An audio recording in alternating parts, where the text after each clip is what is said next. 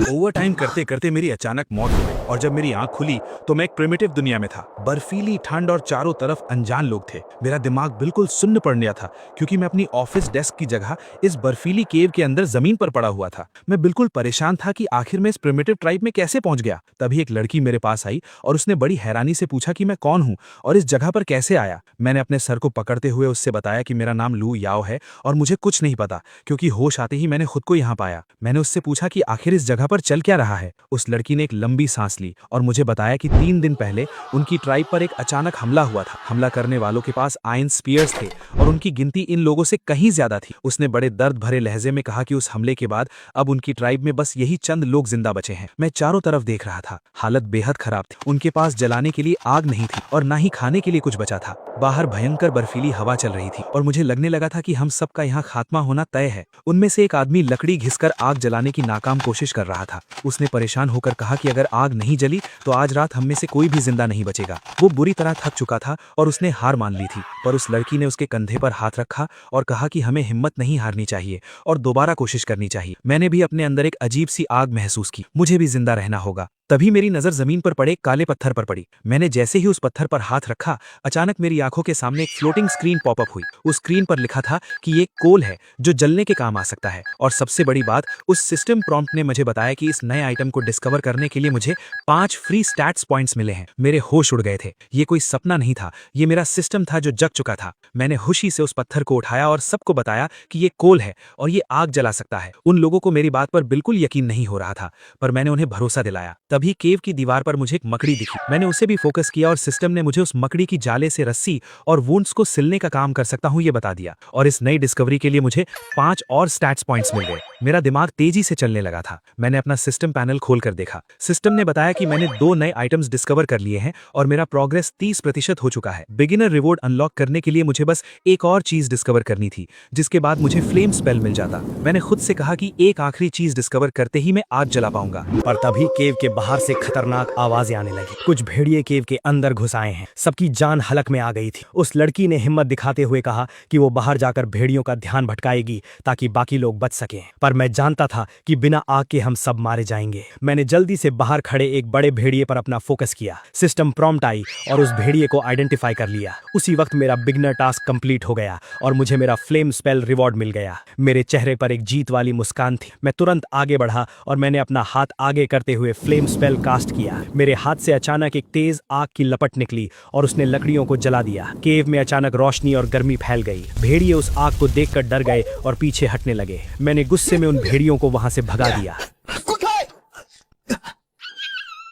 Tribe के सभी लोग हैरानी से मुझे देख रहे थे। उनके लिए ये किसी मैजिक से कम नहीं था। वो सब मेरे पास आए और उस लड़की ने मुझे शुक्रिया कहा कि मैंने उन सब की जान बचा ली है। अब केव के अंदर आग तो थी, पर ट्राइब के चीफ ने बताया कि उनके पास खाने के लिए बिल्कुल भी फूड नहीं है। उस चीफ ने अपने लोगों से पूछा कि क्या कोई उसके साथ बाहर जाकर शिकार ढूंढने में मदद करेगा। बाहर का मौसम मौत का पैगाम दे रहा था, पर फिर भी 2 आदमी उसके साथ जाने के लिए तैयार हो गए। मैंने उन्हें रोका और कहा कि इस भयंकर ठंड में बाहर जाकर उन्हें कोई शिकार नहीं मिलने वाला और ये सिर्फ मौत को बुलावा देना होगा। मैंने उन्हें अपना प्लान बताया। मैंने पूछा कि क्या आसपास कोई झील है। एक आदमी ने हामी भरते हुए कहा कि झील तो है, पर वो पूरी तरह से बर्फ बन चुकी है और वहां से मछली पकड़ना नामुमकिन है। मैंने एक बड़ी मुस्कान के साथ उन्हें भरोसा दिलाया कि मेरे पास एक पक्का प्लान है। मैंने उनसे कहा कि जब वो बाहर जाएं तो मेरे लिए कुछ सीधी और मजबूत लकड़ियां ले आएं। चीफ ने मेरी आंखों में देखा और कहा कि वो मुझ पर भरोसा करती है। जब तक वो लोग लकड़ियां लेने गए, मैंने अपना सिस्टम ओपन किया और अपने सारे फ्री स्टैट्स पॉइंट्स अपनी स्ट्रेंथ में ऐड कर दिए। मेरे अंदर अचानक एक खतरनाक पावर आती हुई महसूस हुई। तभी वो लड़की और बाकी लोग वापस आए। मैंने उनके एक लकड़ी का इस्तेमाल करके एक हारपून तैयार किया और तभी सिस्टम ने मुझे हारपून स्केल लेवल 1 से रिवॉर्ड किया और साथ ही एक और फ्री स्टैट्स पॉइंट भी दे दिया। मैं पूरी तरह से तैयार था। मैं उन लोगों के साथ उस जमी हुई बर्फीली झील पर पहुंचा। उनका सबसे ताकतवर वॉरियर, जिसका नाम मू होंग था, वो भी उस बर्फ को तोड़ नहीं पाया था। मैंने आगे बढ़कर एक बड़ा सा पत्थर उठाया और अपनी नई स्ट्रेंथ का इस्तेमाल करते हुए उस पत्थर को बर्फ पर पटक दिया। बर्फ जोरदार आवाज के साथ टूट गई और पानी दिखने लगा। ट्राइब के लोग परेशान थे उनका मानना था कि इतनी जोर की आवाज सुनकर सारी मछलियां डरकर भाग जाएंगी, पर मैंने उन्हें शांत रहने को कहा। मैंने अपना हार्पून उठाया। अगले ही पल मैंने एक बड़ी सी मछली पानी से बाहर निकाल ली। ट्राइब के लोग ये देखकर खुशी से पागल हो गए। चीफ खुशी से रोने लगे, लेकिन वहां अगग एक ट्राइब के वॉरियर्स इस सीन को देखकर गुस्सा हो गए। उन्होंने स्वेर किया कि वो हमें मिटा देंगे। रात को सब लोग आग के पास बैठकर मछली खा रहे थे और उनके चेहरों पर सुकून था। वो ट्राइबल पीपल मुझसे पूछने लगे कि आवाज के बाद भी मछलियां वहां कैसे आईं। मैंने उन्हें समझाया कि जब बर्फ टूटती है तो पानी के अंदर ऑक्सीजन की कमी होने के कारण सारी मछलियां ऑक्सीजन लेने के लिए सरफेस पर आ जाती हैं। मेरी इस मॉडर्न नॉलेज ने उन सबको मेरा दीवाना बना दिया। चीफ ने मेरी तरफ देखते हुए कहा कि मेरे इस प्लान ने उनकी पूरी ट्राइब के एक दिन के खाने का इंतजाम कर दिया है। उसने मुझे ट्राइब का सेवियर मान लिया और उसने मुझे दिल से शुक्रिया कहा। सब खुश थे, पर केव के बाहर की ठंडी हवा अभी भी बहुत खतरनाक थी। हवा सीधे केव के अंदर आ रही थी और सब थरथरा रहे थे, घबरा गए थे कि क्या करना चाहिए।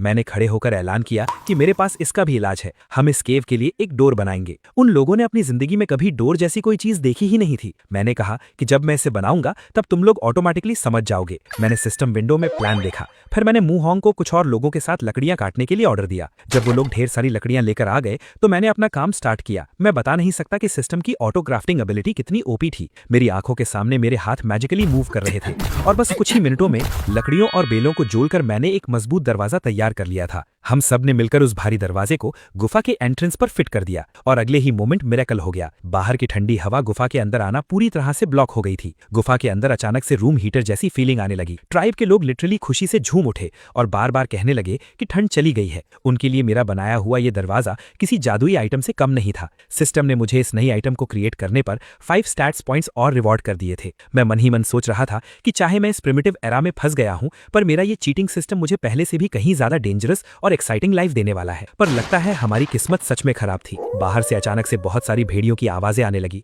हमने जो सोचा था वही हुआ। बर्फीले भेड़ियों का पूरा झुंड हमारा शिकार करने वापस आ गया था। ट्राइब की औरतें डरकर रोने लगी। मैंने उन्हें शांत करवाया और कहा कि हमारे पास अभी दरवाजे का प्रोटेक्शन है, इसलिए वो आसानी से अंदर नहीं आ सकते। पर हम आराम से गुफा के अंदर बैठकर उनके जाने का वेट भी नहीं कर सकते थे, क्योंकि हमें उन्हें इफेक्टिवली खत्म करना था ताकि हम हमेशा के लिए सेफ हो जाएं। हमारे पास बाहर निकलकर उनसे आमने सामने लड़ने की पावर नहीं थी। मैंने सबसे कहा कि हमें बाहर आने की जरूरत नहीं है, हम दरवाजे का स्मार्ट यूज करेंगे। मैंने दरवाजा बनाने से बची हुई लकड़ियों और कुछ नुकीले पत्थरों का यूज करके ढेर सारे नए और डेडली स्टोन स्पीयर्स बनाए। मैंने अपना प्लान सबको बताया और उसके बाद मैंने गुफा के दरवाजे को बस थोड़ा सा एक छोटे गैप जितना ओपन किया। बाहर खड़े भूखे भेड़िए दरवाजे के खुलते ही उस गैप में अपना मुंह डालने लगे। यही मेरा प्लान था। हमने उन छोटे गैप से अपने स्टोन स्पीयर्स से डायरेक्ट हिट करना शुरू कर दिया। ये एक परफेक्ट स्ट्रैटेजी थी जिसमें भेड़िए कुछ नहीं कर पा रहे थे और हम उन्हें सेफ डिस्टेंस से मार रहे थे। जल्द ही हमने उस पूरे वुल्फ पैक का सफाया कर दिया। बाहर बर्फ पर चारों तरफ उन भेड़ियों की डेड बॉडीज पड़ी थीं।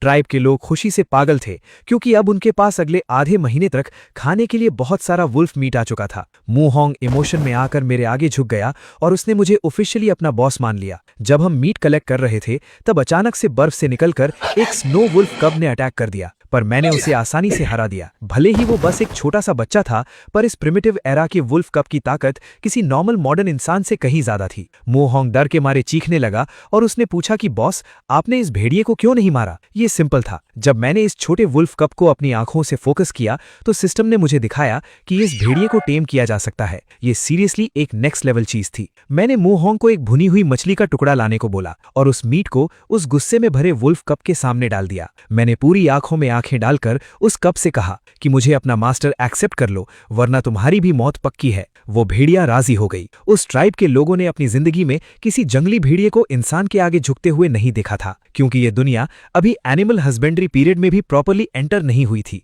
मैं शायद इस दुनिया का पहला एनिमल टेमर बन गया था। मूहोंग ने वुल्स मीट गुफा के अंदर शिफ्ट करने का आदेश दे दिया। हम एंजॉय कर रहे थे, पर अचानक से जंगल के अंधेरे में से एक आयरन स्पीयर उड़ता हुआ आया और मूहोंग को लगा। चीफ ने घबराकर बताया कि ये वही दुश्मन ट्राइब के लोग हैं जिन्होंने उनके लोगों को मारा था। उनका एक आदमी हम पर नजर रख रहा था। चीफ ने सबको तुरंत गुफा के अंदर भागने और डोर बंद करने को कहा। मैंने सबको समझाया कि वो दुश्मन वहां से भाग रहा था। मैं समझ गया कि वो वापस जाकर अपनी पूरी ट्राइब को हमारी लोकेशन बताने गया है। अगर वो अपनी पूरी ट्राइब ले आया तो ये लकड़ी का डोर उन आयरन वेपन्स को रोक नहीं पाएगा। चीफ बहुत डरी हुई थी। मैंने चीफ को मशवरा दिया कि हमें ये जगह और सारा मीट छोड़कर कहीं और भाग जाना चाहिए, पर मूहोंग बुरी तरह जख्मी था और वो चलने की हालत में नहीं था। मू होंग ने कहा कि हम उसे यहीं छोड़कर निकल जाएं, वरना उसकी वजह से सब मारे जाएंगे। उसने कहा कि इस चोट की वजह से उसको इन्फेक्शन हो जाएगा और वो वैसे भी मर जाएगा, पर मैंने उन सबको रोका। मैंने उससे कहा कि ये सिर्फ एक छोटी सी चोट है और मैं उसे ठीक कर दूंगा। मैं उन्हें बिना बताए तेजी से केव से बाहर निकल गया। बाहर बर्फ गिर रही थी, पर मुझे सिस्टम पर पूरा भरोसा था कि यहाँ आसपास कोई ना कोई हीलिंग प्लांट जरूर होगा। मैंने बर्फ के बीच ढूंढना शुरू किया और जल्दी ही मुझे एक पहाड़ के किनारे पर्पल रंग का पौधा दिखाई दिया। सिस्टम प्रॉम्प्ट ने कंफर्म किया कि ये एक पेन किलर और हीलिंग अर्ब है। मुझे इसके लिए भी फ्री स्टैट्स पॉइंट्स मिल गए। मैं तुरंत उस अर्ब को लेकर वापस केव की तरफ भागा। रास्ते में मुझे एक वाइन भी मिली जिसकी इलास्टिसिटी बहुत कमाल की थी। मैंने उसे भी अपने पास रख लिया। केव में आते ही मैंने उस पर्पल अर्ब को अपने दांतों से चबाया और उस पेस्ट को मू होंग के वुंड पर लगा दिया। कुछ ही सेकंड्स में उस अर्ब का मैजिक दिखने लगा। मू होंग का दर्द बिल्कुल गायब हो गया और उसकी चोट ठीक होने लगी। ट्राइब के लोग ये देखकर दंग रह गए। चीफ ने मुझे एक देवता की तरह देखना शुरू कर दिया। उसने कहा कि अब हमें जल्दी यहाँ से भागना होगा क्योंकि दुश्मन कभी भी आ सकते हैं। पर मैंने एक गहरी मुस्कान के साथ उनसे कहा कि अब हम कहीं नहीं जाएंगे, हम उन दुश्मनों को यहीं खत्म करेंगे। चीफ ने परेशान होकर कहा कि दुश्मनों के पास आयरन वेपन्स हैं और उनकी गिनती बहुत ज्यादा है, हम उनसे नहीं जीत सकते। मैंने उन्हें बताया कि मैं उन आयरन स्पीयर्स से भी खतरनाक वेपन बना सकता हूँ। मैंने उन्हें बाहर से लाए हुए वाइन और लकड़ी को दिखाया। मैंने उन्हें समझाया कि हम इस लकड़ी और वाइन का इस्तेमाल करके बो और पत्थर से एरोज बनाएंगे। मैंने उन्हें तुरंत ऑर्डर दिया कि बाकी सब लोग भी मेरे बनाए हुए डिजाइन के हिसाब से बोज और एरोज बनाना शुरू करें। मैंने अपने हाथों से इस प्रिमिटिव दुनिया का सबसे पहला बो तैयार किया। सिस्टम स्क्रीन फ्लैश हुई और मुझे बताया गया कि मैंने पहला बो बनाया है जिसके लिए मुझे आर्चरी स्किल लेवल 1 और 10 फ्री स्टैट्स पॉइंट्स मिले हैं। मुझे ये सब किसी गेम जैसा लग रहा था। मैंने ट्राइब के हर एक मेंबर के हाथ में बो और एरोज थमा दिए और उन्हें उनका इस्तेमाल करना सिखा दिया। अब हमारी ट्राइब एक लॉन्ग रेंज आर्चर यूनिट बन चुकी थी जो दूर से ही दुश्मन को ढेर कर सकती थी। तभी अचानक जंगल से दुश्मन ट्राइब के लोग हवा में अपने वेपन्स लहराते हुए आ गए। मैं मुस्कुराया और मैंने अपने सारे फ्री स्टैट्स पॉइंट्स अपनी स्ट्रेंथ में लगा दिए। मेरी बॉडी से गोल्डन एनर्जी निकलने लगी। मैंने अपनी बो पर एरो लगाया और डोर खोलकर ठीक उनके सामने जा खड़ा हुआ। उनका लीडर जोर जोर से चिल्ला रहा था कि वो हम सबको जिंदा नहीं छोड़ेगा क्योंकि उन्हें अपने आयरन वेपन्स पर बहुत घमंड था। उनका एक आदमी आगे बढ़ा पर मैंने बो से एरो शूट कर दिया और एरो सीधा उसके दिल के आर पार हो गया। दुश्मन ट्राइब के लोग ये नया वेपन देखकर बुरी तरह डर गए। उन्हें समझ नहीं आ रहा था कि इतनी दूर से उनका आदमी कैसे मारा गया। उनके लीडर को लगा कि ये कोई शैतानी जादू है। वो लोग वहां से भागने लगे पर मैंने अपनी बो से निशाना लगाया और उनके एक और आदमी को ठीक गले पर एरो मारकर गिरा दिया। अब उनके लीडर को समझ आ गया था कि अगर वो पीछे हटे तो सब इस नए वेपन से मारे जाएंगे। मेरे ट्राइब के लोग ये नजारा देखकर शॉक्ड रह गए। यहाँ चीफ ने सोची कि लकड़ी से बनने के बाद भी ये वेपन इतना स्ट्रॉन्ग कैसे है। मैंने उन सबको कॉन्फिडेंस दिया और हम वॉर करने निकल पड़े।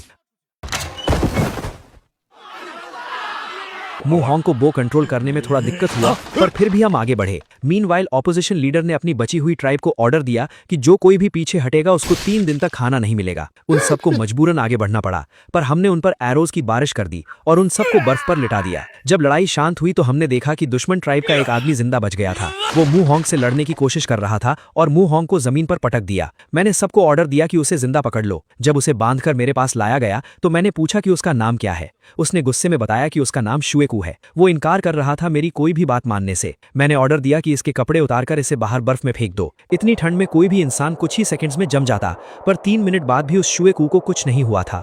उसने मुझे हंसते हुए बताया कि उसके पास नेचुरल कोल्ड रेजिस्टेंस है और उसे ठंड नहीं लगती। मैं उसकी इस पावर से काफी इंप्रेस हुआ और मैंने तय किया कि इसको अपनी ट्राइब में शामिल करना फायदेमंद होगा। मैंने उसे वापस केव में बुलाया। वो सोच रहा था कि मैं अब उसे मार दूंगा। मुझे पता था कि उसकी ट्राइब का लीडर कुलोऊ बहुत ही जालिम आदमी था जो अपने लोगों को भूखा रखता था। मैंने उस आदमी से पूछा कि आखिर वो कुलोऊ जैसे जालिम लीडर का इतना वफादार क्यों है। उसने मुझे बताया कि सारे ट्राइब चीफ्स एक जैसे ही होते हैं और कुलोऊ ने उसे बचपन से पाला है, इसलिए वो उसको धोखा नहीं देगा। मैंने अपना तरीका बदला।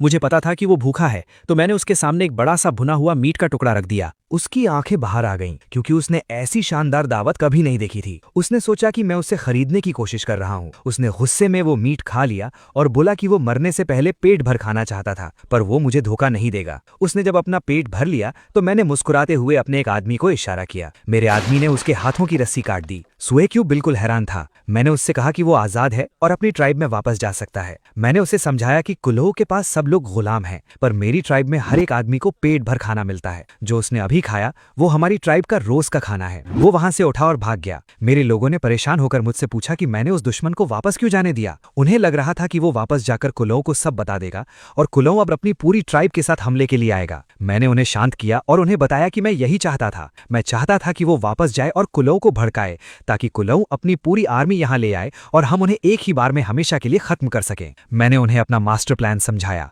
मैंने उन्हें सिखाया कि कैसे पेड़ों और रस्सियों का इस्तेमाल करके ट्रैप बनाए जाते हैं। हमने मिलकर केव के बाहर पूरे जंगल में बर्फ के नीचे ऐसे हिडन ट्रैप्स बिछा दिए। मेरा प्लान सिंपल था, दुश्मन अंधेरे में आएगा और सीधा उन ट्रैप्स में फंस जाएगा। मीनवाइल स्वेक्यू माउंटेन वुल्फ ट्राइब वापस गया और चीफ को सब कुछ बता दिया। चीफ गुस्सा होकर हमला करने ही आ रहे थे कि स्वेक्यू ने कहा कि हमसे दुश्मनी ना किया जाए तो अच्छा होगा, लेकिन चीफ ने जोरदार पंच करके स्वेक्यू को बोला कि उसे न सिखाए कि क्या करना है। और वैसा ही हुआ जैसा मैंने सोचा था। रात के अंधेरे में दुश्मन चीफ कुलौ अपनी पूरी फौज लेकर दबे पांव केव की तरफ बढ़ रहा था। उसे लग रहा था कि अंधेरे में हमारे बोझ बिल्कुल बेकार हो जाएंगे और वो आराम से हम पर कब्जा कर लेगा। पर मेरे पेट वुल्फ शाओबाई ने दूर से ही उनकी सेंट पकड़ ली और मुझे आगाह कर दिया। जब कुलो के लोग केव के करीब पहुंचे तो उनका पैर हमारे बिछाए हुए ट्रैप्स पर पड़ गया। अचानक रस्सियां खींची और एक के बाद एक सारे दुश्मन हवा में उल्टे लटक गए। कुलो का बिल्कुल दिमाग खराब हो गया था। उसे लगा कि ये जंगल किसी भूत प्रेत के कब्जे में है। धीरे धीरे सारे दुश्मन ट्रैप्स पर पड़ गए। तभी हम सब अपने हाथों में टॉर्चेज और बोझ लेकर केव से बाहर आए। चीफ यू ने जब ये सीन देखी तब उसने देरी नहीं की और ऑर्डर दिया कि सबको मार दिया जाए। ऑपोजिशन चीफ को लगा कि सुएक्यू ने कॉन्स्पिरेसी किया है तो वो सुएक्यू को मारने वाला था, लेकिन मैंने मेरी आर्चरी स्किल से उसके हाथ में छेद कर दिया। सिस्टम ने मुझे बता दिया था कि मेरा ट्रैप सक्सेसफुल हो गया है और इसकी वजह से मेरी आर्चरी स्किल लेवल 2 पर अपग्रेड हो गई थी। कुलो दर्द से चिल्लाने लगा कि वो हार नहीं मान सकता, पर चीफ यू ने अपना बदला ले लिया, उसके दिल में हमला करके।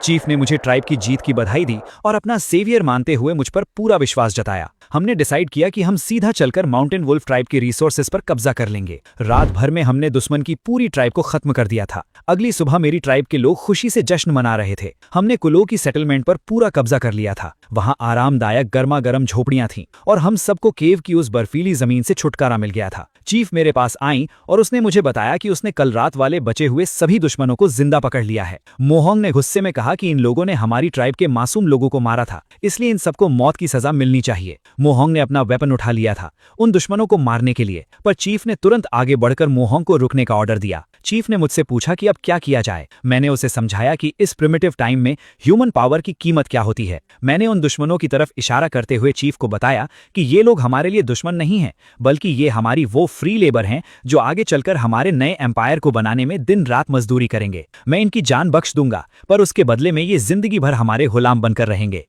मुझे पता था कि आगे चलकर हमें और भी खतरनाक जंगली जानवरों और पहले से कहीं ज्यादा ताकतवर दुश्मन ट्राइब्स का सामना करना पड़ेगा। ट्राइब का कॉन्स्टेंटली बड़ा और ताकतवर होना बहुत जरूरी था और इस प्रिमिटिव एरा में सबसे कीमती चीज थी पॉपुलेशन। मैंने उन पकड़े हुए दुश्मन कैप्टिव्स की तरफ देखा। ज़ूक्यू जमीन पर बैठा था। उसने तो अपने दिमाग में पूरी तरह सोच लिया था कि उसकी मौत अब पक्की है। उसने मेरी तरफ देखते हुए कहा कि उसने मरने की तैयारी कर ली है और मैं अपना काम शुरू कर सकता हूं। पर मैंने एक शातिर और कॉन्फिडेंट स्माइल के साथ उसकी तरफ देखा और बोला, किसने कहा कि मैं तुम्हें मारने वाला हूं? ज़ूक्यू एकदम हैरान रह गया। उसने आश्चर्य से पूछा कि क्या मैं उसको इस बार भी जिंदा छोड़ दूंगा? मैंने सबके सामने अनाउंस किया कि यह दूसरी बार है जब ज़ूक्यू मेरे हाथ लगा है और तुम्हारा लीडर कूल हो तो वैसे भी मारा जा चुका है, तो अब तुम सब मेरे लिए काम करोगे और मेरी स्ट्रेंथ बनोगे। मैंने उसके हाथ को खोल दिया। उन सब ने कहा कि उस बेवकूफ और जालिम कूलो की वजह से उन सब की जान खतरे में आई और वो इस हालत में पहुंचे हों। मैंने उनसे सीधा पूछा कि क्या तुम सब जिंदा रहना चाहते हो? मैंने उन्हें एक लाइफ चेंजिंग ऑफर दिया कि अगर वो मेरी ट्राइब ज्वाइन कर लें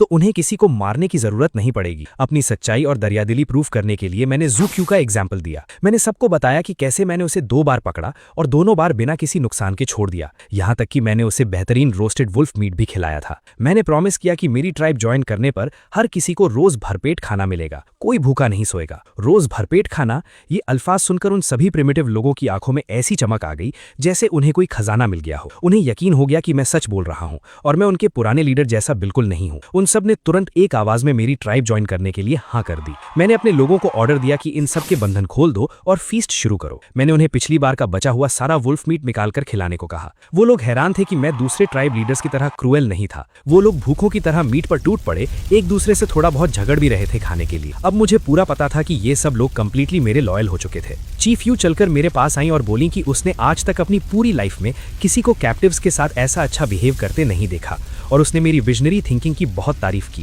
लेकिन मेरी इस दावत वाले मूव ने एक नई प्रैक्टिकल प्रॉब्लम खड़ी कर दी थी। मू होंग ने मेरे पास आकर परेशानी में बताया कि बॉस, हमारा सारा खाना ऑलमोस्ट खत्म हो चुका है और सर्दियां अभी भी खत्म नहीं हुई हैं। इतने सारे लोगों का पेट लगातार कैसे भरेगा? ये सच में एक बड़ा इशू था।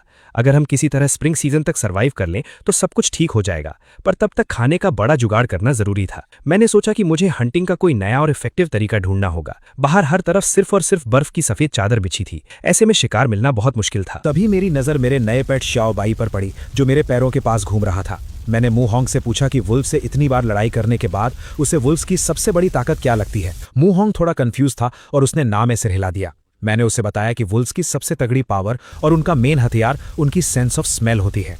मैंने एक कॉन्फ्रेंस स्माइल दी और कहा कि अब मैं तुम्हें इसकी असली पावर दिखाता हूं। श्याओ बाई को कमांड देते ही हम सब हंटिंग के लिए निकल पड़े। जंगल में आगे बढ़ते हुए श्याओ बाई ने अचानक आगे जाकर बाग किया और हमने फौरन अपनी बोझ तान ली। पर वहां जो सफेद हिरन था वो अचानक से अलर्ट हो गया और इतनी तेजी से भागा कि उसको नॉर्मल स्पीड से पकड़ना ऑलमोस्ट नामुमकिन था। पर मैं भी कहां पीछे हटने वाला था। मेरे पास मेरा सिस्टम था।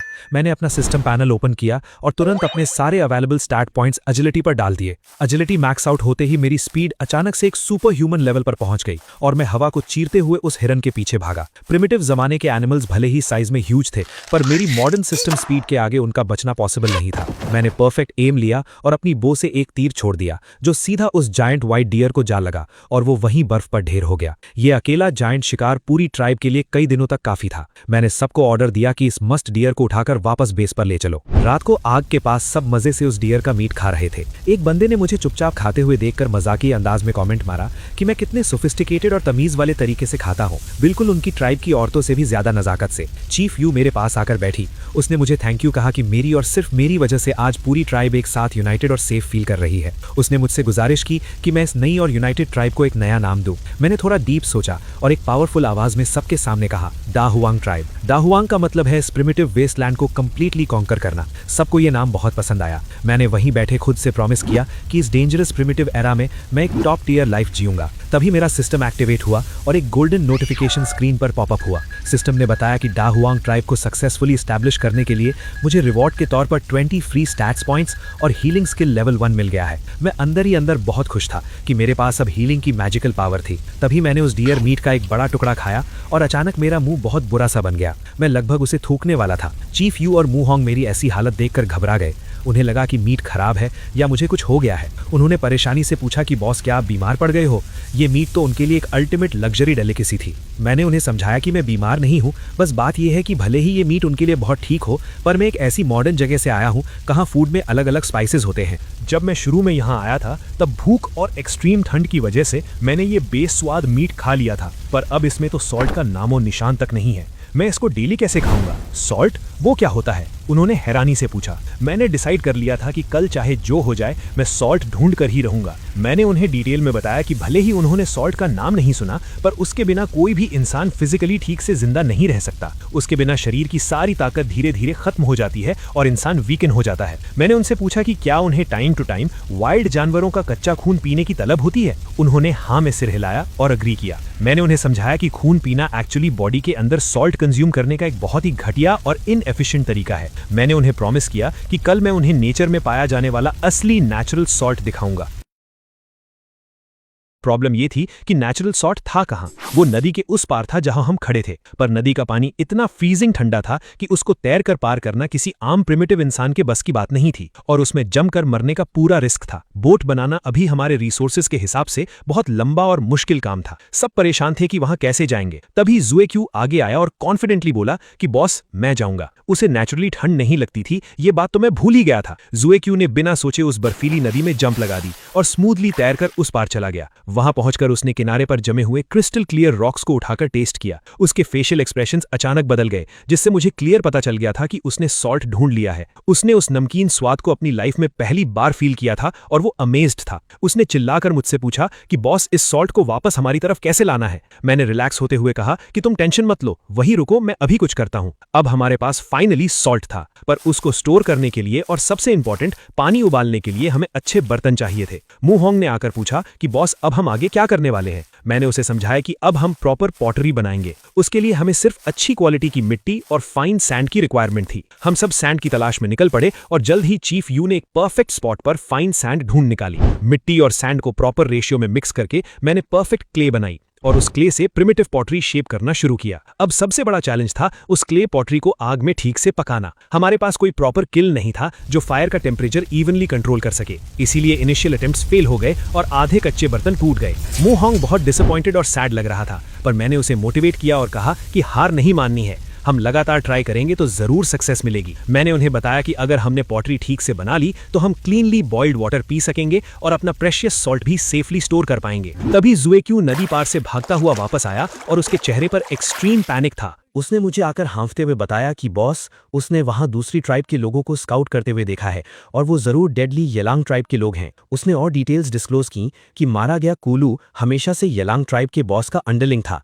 और हर 10 दिन में उन्हें अपने शिकार का एक बड़ा हिस्सा प्रोटेक्शन फी के रूप में देता था। अगर उन्हें पता चल गया कि कूलू मारा जा चुका है तो वो अपना रिवेंज लेने हम पर मैसिव अटैक कर देंगे। मैंने गुस्से से उसे देखा और पूछा कि ये इतनी इंपॉर्टेंट बात उसने मुझे पहले क्यों नहीं बताई। उसने बताया कि येलांग ट्राइब कूलू की ट्राइब से साइज और स्ट्रेंथ में 3 गुना ज्यादा बड़ी है। चीफ यू ये सुनकर बुरी तरह घबरा गई। उसने सोचा कि अभी हम एक तबाही से बचे थे और अब एक और नई तबाही हमारे सिर पर आकर खड़ी हो गई है। उसने मुझे नई जगह रिलोकेट होने का सजेशन दिया, पर मैंने उसे काम करते हुए एक कॉन्फिडेंट स्माइल दी और कहा कि इतना पैनिक करने की कोई जरूरत नहीं है। मेरे पास इन सब से निपटने का एक solid master plan already ready था। हम सब वापस अपने बेस पर आए। मैंने जमीन पर एक क्लियर ब्लूप्रिंट ड्रॉ किया और सबको समझाया कि हम एक केयरफुली डिजाइंड इजीली डिफेंसिबल और hard to attack wooden defensive wall बनाएंगे और उसके साथ में एक ऊंचा वॉच टावर भी खड़ा करेंगे ताकि हम दुश्मन को दूर से ही स्पॉट कर सकें। मैंने पूरी ट्राइब को, चाहे वो मर्द हो, औरत हो या बच्चे, सबको इस मैसिव प्रोजेक्ट में लगा दिया। कुछ दिन तक सबने बिना थके मिलकर दिन रात मेहनत की। चीफ यू ने मुझ पर पूरा भरोसा दिखाया और हमारी ट्राइब प्रैक्टिकली एक इम्प्रेग्नेबल फोर्ट्रेस में बदल गई। इस इंटेंस प्रिपरेशन के दौरान मेरी आर्चरी मास्टरी लेवल 3 पर अपग्रेड हो गई थी। अब मेरी आर्चरी स्किल्स इतनी डेडली और एक्यूरेट हो चुकी थी कि मैं इस प्रिमिटिव वर्ल्ड में किसी को भी इजीली डोमिनेट कर सकता था। चीफ यू मेरे पास चलकर आई। वो मेरे स्किल्स और लीडरशिप को देखकर काफी इंप्रेस थी। उसने ऑनेस्टली एक्सेप्ट किया कि शुरू में वो इस प्लान पर थोड़ा डाउट में थी, पर मेरी फ्लॉलेस आर्चरी देखने के बाद उसकी सारी टेंशन हवा में उड़ चुकी थी। तभी अचानक हमने एक हेवी थडिंग आवाज सुनी जो जमीन को हिला रही थी। सामने से एक मैसिव और टेरिफाइंग प्रिमिटिव बीस्ट, जिसे उन्होंने जिया लॉन्ग हॉर्न सिरोटॉप्सियन डायनासोर कहा, वहां आ गया था। ये बीस्ट अग्रेसिवली हमारी तरफ बढ़ रहा था। चीफ यू उस जायंट बीस्ट को देखकर घबरा गई और चिल्लाकर बोली कि ये बीस्ट बहुत खतरनाक है और इसके ऊपर की इतनी थिक आर्मर लाइक स्किन पर हमारे स्टोन स्पीयर्स का कोई असर नहीं होगा। उसने वॉर्न किया कि मेरी एरोज भी इस पर परफेक्टली यूजलेस होंगी, पर मेरी बाज जैसी नजरों ने उस बीस्ट को प्रॉपर्ली स्कैन कर लिया था। दुनिया में ऐसी कोई भी पावरफुल चीज नहीं थी जिसका कोई क्रिटिकल वीक पॉइंट ना हो। इस बीस्ट की बॉडी पर हर जगह हैवी आर्मर था, सिवाय इसकी बड़ी बड़ी आंखों के।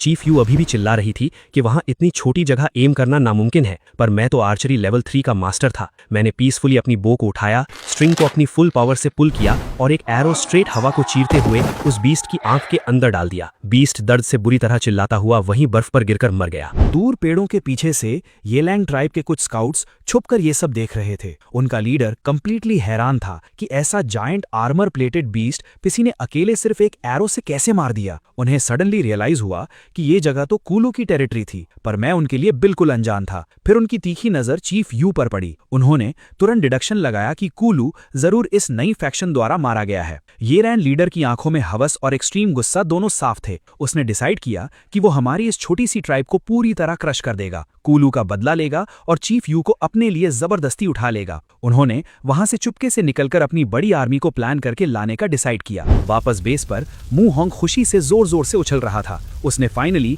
काफी कोशिशों के बाद पहला परफेक्ट क्ले पॉट बना लिया था। मैं बहुत खुश था कि मेरी बताई हुई टेक्निक और उनकी मेहनत रंग लाई। मैंने उन्हें अपना डिफेंस स्ट्रैटेजी बताया कि जब भी दुश्मन अटैक करेंगे तो हमें बस अपने स्ट्रॉन्ग वुडन डोर्स अंदर से फर्मली लॉक करने होंगे। ये वॉल इतनी स्ट्रॉन्ग थी कि जायंट बीस्ट्स तो दूर, दूसरी ट्राइब के सबसे ताकतवर प्रिमिटिव वॉरियर्स भी इसको किसी हालत में नहीं तोड़ पाएंगे। मैंने लोगों से उस मरे हुए सेराटोटॉप्सियन बीस्ट का मैसिव बॉडी अंदर लाने को कहा। चीफ यू पूरी तरह कंफ्यूज थी जब मैंने उनसे उस बीस्ट का थिक आर्मर्ड स्किन निकालने को कहा। मैंने उस स्किन को हमारे नॉर्मल फर वाले कपड़ों के साथ स्टिच करने का ब्रिलियंट आइडिया लगाया। मैं एक्चुअली उस प्रिमिटिव वर्ल्ड में पहली बार ट्रू कॉम्बैट आर्मर क्राफ्ट कर रहा था। कुछ टाइम बाद जब हम रिलैक्स कर रहे थे, अचानक हमारी दीवारों पर एक जोरदार धक्का लगा। मैंने सबको अलर्ट किया और तेजी से वॉच टावर पर भागा। बाहर देखा तो एक huge red eyed black bear हमारी वॉल को एग्रेसिवली ब्रेक करने की कोशिश कर रहा था। चीफ यू को समझ नहीं आया कि एक बेयर बिना किसी प्रवोक किए अचानक इस तरह अटैक क्यों कर रहा है। मैंने कहा पता नहीं, पर इसे तुरंत रोकना होगा। तभी हमने देखा कि और भी मैसिव बेयर्स वहां आ गए थे और वॉल पर अटैक करने लगे। ये सिचुएशन अचानक से काफी सस्पिशियस हो गई थी। असल में ये लैंड ट्राइब का लीडर दूर से देखकर हंस रहा था कि उसका मास्टर प्लान ब्रिलियंटली काम कर गया। उसने एक्चुअली ब्लैक बेयर्स को केयरफुली हमारी तरफ डाइवर्ट किया था ताकि वो हमारी ट्राइब को तबाह कर दे और उसके बाद वो आराम से बची खुची लाशों पर आकर लूट सकें। पर मैं उन सबसे बहुत ज्यादा स्मार्ट था। मैंने अपनी आर्चर टीम को एरोज फायर करने का ऑर्डर दिया और देखते ही देखते हमने वॉल के ऊपर से उन सभी बेयर्स को स्मूथली मार गिराया। मैंने वॉल से नीचे जाकर उन बेयर्स की बॉडी चेक की तो मुझे वहां ग्राउंड पर फ्रेंजी बेरीज गिरी हुई मिली। मुझे इंस्टेंटली समझ आ गया कि बेयर्स क्रेजी क्यों थे। उन बेयर्स ने ये बेरीज खाई थी। चीफ यू ने मुझे फिर से प्रॉफिट कहा क्योंकि मुझे इस प्रिमिटिव दुनिया की वेजिटेशन और वाइल्ड लाइफ की इतनी डीप नॉलेज थी। मैंने उसको सच्चाई बताई कि ये बेरीज एक्चुअली बहुत ऊंचे पेड़ों पर उगती हैं। बेयर्स उन्हें खुद जंप करके नहीं तोड़ सकते। इसका सीधा सा मतलब था कि किसी इंसान ने क्लेवरली ये बेयर्स पर यूज किया था ताकि वो ब्लाइंडली हम पर अटैक करें। ये कंप्लीटली ये लैंग ट्राइब की मूवमेंट थी। ये लैंग लीडर दूर से पेड़ों के पीछे शॉक में था कि उसकी बेयर आर्मी हमारी सॉलिड वॉल के आगे मिजरेबली फेल हो गई। बेयर्स के मरने के बाद उसने फ्रस्ट्रेशन और गुस्से में अपनी आर्मी को डायरेक्ट अटैक करने का ऑर्डर दे दिया। हमारी वॉल्स एनिमल से तो बचा सकती थी, पर जब उनकी प्रिमिटिव आर्मी ने हम पर फ्लेमिंग एरोज और हैवी भाले फेंकने शुरू किए तो सिचुएशन बहुत टेंस हो गई। लड़ाई के इंटेंस केओस के दौरान एक भाला हवा में उड़ता हुआ आया और चीफ यू के पेट में लग गया। वो दर्द से चीखती हुई खून से लथपथ जमीन पर गिर गई। मैं अपना बो छोड़कर तुरंत उसके पास भागा।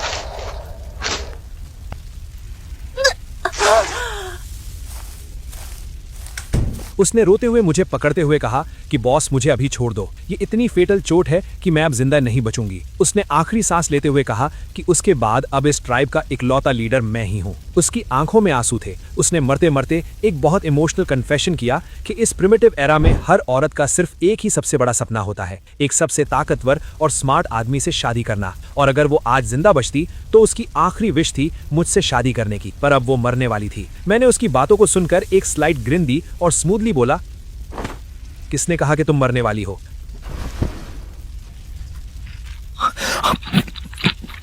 मैंने अपना सिस्टम इंटरफेस ट्रिगर किया और newly acquired healing skill activate की। मेरे हाथों से एक वार्म ग्रीन लाइट निकली और चीफ यू के फेटल वुंड पर पड़ने लगी। देखते ही देखते मैजिक की तरह उसकी फेटल ब्लीडिंग टोटली रुक गई और वुंड सील होने लगा। वो शॉक में थी कि ये कैसा डिवाइन चमत्कार था। उसने मुझे लिटरली एक आसमानी भगवान मान लिया था। मैंने उसे प्यार से डांटते हुए कहा कि चुपचाप लेटी रहो। मेरा लेवल 1 हीलिंग स्किल अभी इस डीप वुंड को पूरा ठीक नहीं कर पाएगा। मुझे अभी इसको ठीक से बैंडेज करना होगा। मैं उसके काफी पास झुका और थोड़ा फ्लर्ट करते हुए बोला कि वैसे तुमने जो अभी शादी वाला कन्फेस किया था वो सच में सीरियस था क्या? तभी मू होंग चिल्लाता हुआ मेरे पास आया कि बॉस, बाहर सिचुएशन बहुत खराब हो रही है। ये लैंग ट्राइब का वो लीडर जिसका चेहरा स्कार से भरा था, स्कार फेस, बहुत ताकतवर और ब्रूटल था। मू होंग और शुई क्यू दोनों मिलकर भी उसको हरा नहीं पा रहे थे और वो हमारी लाइंस ब्रेक कर रहा था। चीफ यू को प्रॉपरली रेस्ट करने बोलकर मैं तुरंत वॉच टावर से नीचे गया।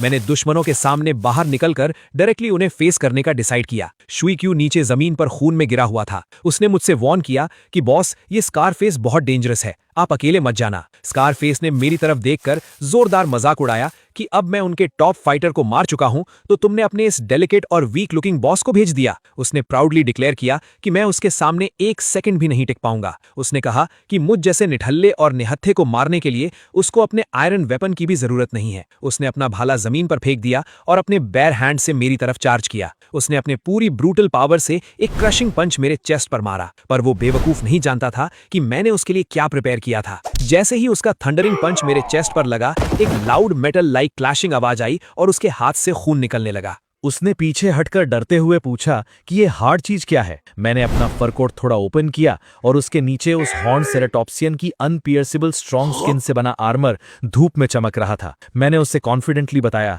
कि ये है विजडम, जो मेरे और तुम्हारे बीच का सबसे बड़ा और मेन डिफरेंस है, और इसके अलावा मैं थोड़ी बहुत डेडली मार्शल आर्ट्स भी जानता हूं। मैंने उसकी तरफ घूर कर देखा और उस पर एक ही लाइटनिंग फास्ट प्रिसाइज स्ट्राइक करके उसको वहीं न्यूट्रलाइज कर दिया। हमारी आर्म्ड पार्टी निकल पड़ी येलांग ट्राइब को पूरी तरह से वाइप आउट करने। रास्ते में हमें बर्फ में पड़ी हुई एक मैसिव और टेरिफाइंग सेबर टूथ टाइगर मिली। वो बुरी तरह से घायल थी और उसके बॉडी में ढेर सारे स्पीयर्स लगे हुए थे। सिस्टम ने स्कैन करके शो किया कि इसकी कंडीशन हैवी वुंड है, पर सबसे इंटरेस्टिंग बात ये थी कि ये टेमेबल है। मेरे साथी उस जायंट टाइगर को देखकर डर गए कि बॉस ये एक वाइल्ड एपेक्स बीस्ट है और इंसानों से इंटेंसली नफरत करता है, क्योंकि इसी येलांग ट्राइब के हंटर्स ने इसको हंट करने की कोशिश की थी। मुहोंग ने कहा कि वाइल्ड बीस्ट्स कभी इंसान की फीलिंग और मर्सी नहीं समझते, पर मैंने कहा कि मैं इस बीस्ट को अपने सिस्टम से हील करूंगा और ट्रस्ट जीतूंगा। मैंने अपने हाथ आगे किए और उस पर अपनी हीलिंग स्किल यूज की। हीलिंग कंप्लीटली यूज करते ही मेरा स्किल लेवल 2 पर अपग्रेड हो गया और वो जायंट टाइगर कुछ ही सेकंड्स में पूरी तरह हील हो गया। सब फियर और शॉक में थे।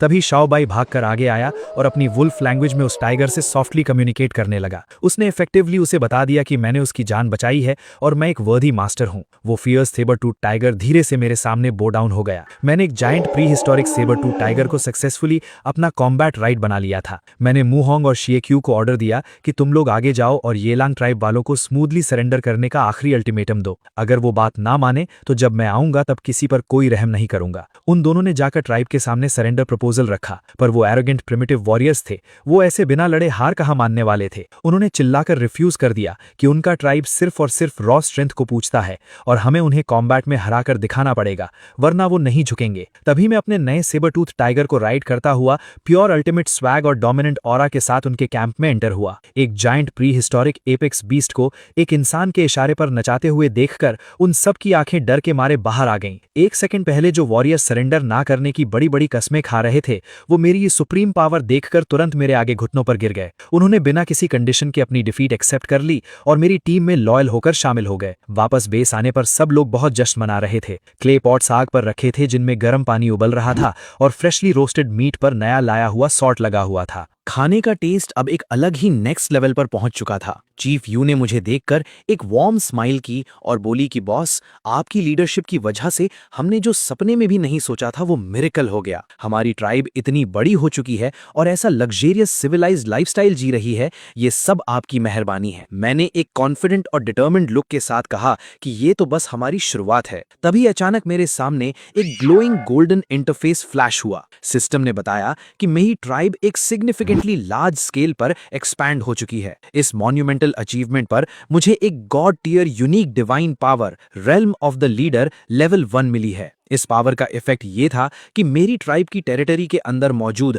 हर एक लॉयल इंसान को इंस्टेंटली +5 स्ट्रेंथ, +5 एजिलिटी, +5 कॉन्स्टिट्यूशन और +5 स्पिरिट के मैसिव पैसिव बफ्स मिलेंगे। मेरा दिमाग इस पावर स्केल को देखकर पूरी तरह ब्लास्ट हो गया था। ये एक pure overpowered god level zone buff था जो हमारी आर्मी को इनविंसिबल बना देगा। चीफ यू मेरी बातों का मतलब ठीक से समझ नहीं पाई और उसने मुझे एक कंफ्यूज्ड लुक दी। मैंने उसकी तरफ देखा और एक बैड एस स्माइल के साथ कहा कि इसका सीधा सा मतलब यह है कि मेरी ट्राइब अब एक अलग हायर लेवल पर इवॉल्व हो रही है। हमारी टेरिटरी और स्ट्रेंथ इनफाइनाइटली एक्सपैंड होती रहेगी। मुझे पता है कि आगे और भी बहुत से अनप्रेडिक्टेबल चैलेंजेस आएंगे और पावरफुल प्रिमिटिव बीस्ट्स और ट्राइब्स मिलेंगे, पर हम फुल्ली प्रिपेयर्ड हैं।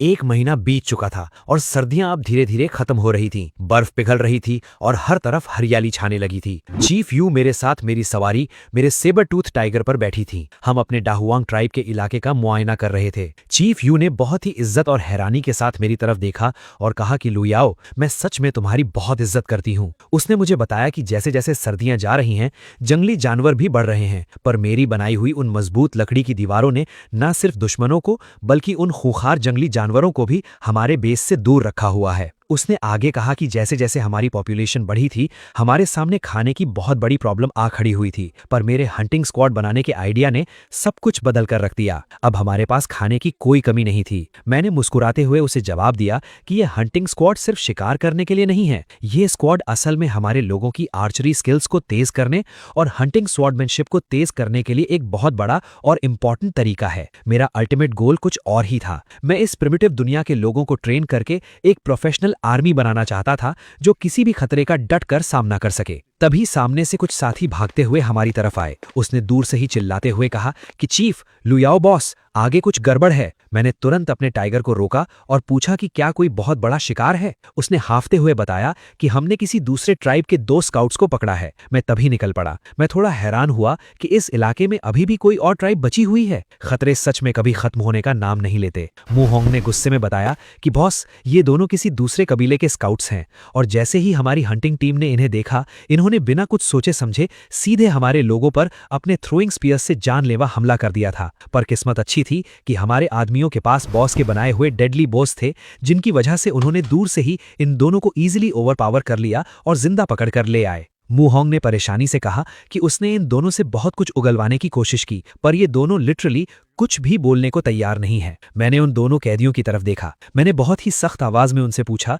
कि वो लोग कहां से आए हैं और अगर उन्होंने सच नहीं बताया तो मैं उन्हें इसी वक्त खत्म कर दूंगा। उनके चेहरों पर लाल रंग का कोई अजीब सा पेंट लगा हुआ था और उनकी आंखों में खौफ की जगह एक बहुत ही अजीब सा एरोगेंस था। उनमें से एक आदमी ने कहा कि क्या मैं इस बस्ती का लीडर हूं। उसने बहुत ही घमंड से डिक्लेयर किया कि हम लोग मैमथ ट्राइब के वॉरियर्स हैं और कभी भी किसी के सामने नहीं झुकते। मैमथ ट्राइब का नाम सुनकर मेरा दिमाग सुन्न हो गया। मैंने नोटिस किया कि वो दोनों आदमी मेरे इतने बड़े सेबर टूथ टाइगर को देखकर भी बिल्कुल नहीं डरे थे। उस आदमी ने हंसते हुए कहा कि मैं एक टाइगर पर बैठकर खुद को बहुत बड़ा बॉस समझ रहा हूं, पर यह टाइगर उनके सामने कुछ भी नहीं है। उसने पूरे कॉन्फिडेंस के साथ कहा कि उनकी मैमथ ट्राइब इतनी ज्यादा ताकतवर है कि वो लोग लिटरली विशाल मैमथ्स को भी टेम करके उन पर सवारी करते हैं। उसने मुझे धमकी दी कि अगर मैंने उन्हें वापस नहीं जाने दिया तो उनके चीफ को पता चल जाएगा और फिर हमारी पूरी बस्ती को कुचलकर रख दिया जाएगा। ये इन्फॉर्मेशन सीरियसली माइंड ब्लोइंग थी। ये मैमथ ट्राइब हमारे पिछले सारे दुश्मनों से बिल्कुल अलग और कई गुना ज्यादा खतरनाक लेवल की लग रही थी।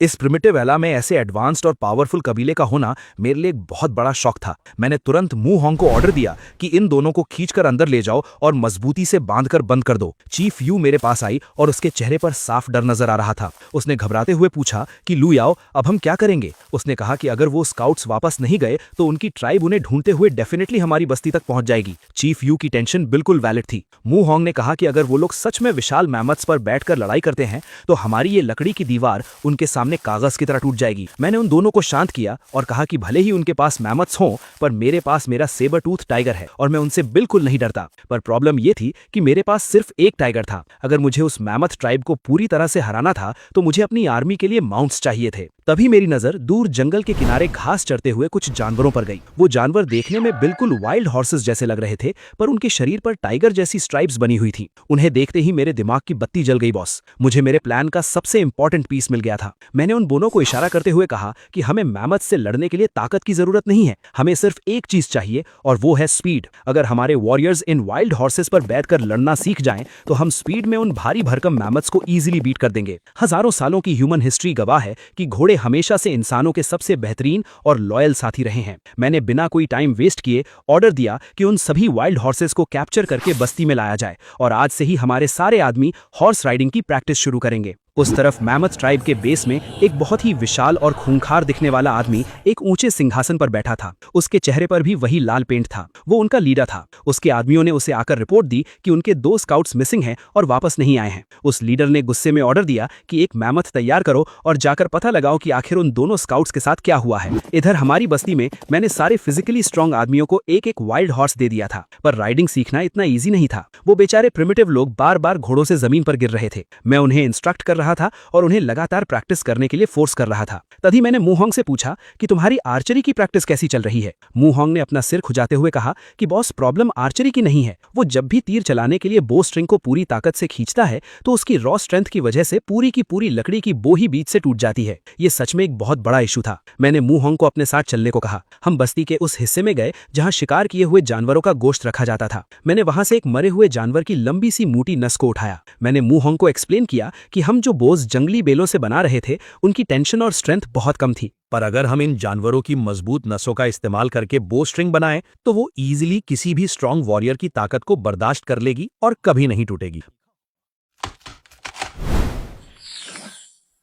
मैंने मूहोंग को तुरंत बस्ती की कुछ औरतों को बुलाने को कहा जो हाथ के काम में एक्सपर्ट थी, क्योंकि उनका अगला काम था स्ट्रांग बो बनाना। तभी बस्ती के बाहर से शुए क्यू चीखता हुआ भाग कर आया। उसने हाफते हुए कहा कि बॉस, बहुत बड़ी मुसीबत आ गई है। मैमथ ट्राइब के लोग हमारी बस्ती की तरफ आ रहे हैं और उनके साथ सच में एक बहुत बड़ा मैमथ है। मैं तो लिटरली इसी मौके का वेट कर रहा था ताकि मैं अपने नए अपग्रेडेड बोस का लाइव टेस्ट कर सकूं। मैंने तुरंत अपनी बो उठाई और अपने आदमियों के साथ बस्ती के बाहर उस खुले मैदान में पहुंच गया। सामने का नजारा देखकर सच में किसी के भी पसीने छूट जाते। एक बहुत ही विशाल और डरावना मैमथ जमीन को हिलाता हुआ हमारी तरफ आ रहा था। उसके ऊपर मैमथ ट्राइब के कुछ वॉरियर्स बैठे हुए थे। उन दुश्मनों ने हमें देखते ही चिल्लाकर पूछा कि क्या हम ही वो लोग हैं जिन्होंने उनके स्काउट्स को मारा है। मैंने पूरे कॉन्फिडेंस के साथ आगे बढ़कर कहा कि हाँ, वो हमने ही किया है और अब हम तुम बेवकूफों को भी यही मिट्टी में मिलाने वाले हैं। मेरी ये बात सुनकर वो दुश्मन गुस्से से पागल हो गए। उन्होंने कहा कि हम उनकी ताकत का अंदाजा नहीं लगा सकते और वो अपने उस जायंट मैमथ से हम सबको कुचल कर रख देंगे। वो मैमथ सच में किसी चलते फिरते पहाड़ जैसा लग रहा था।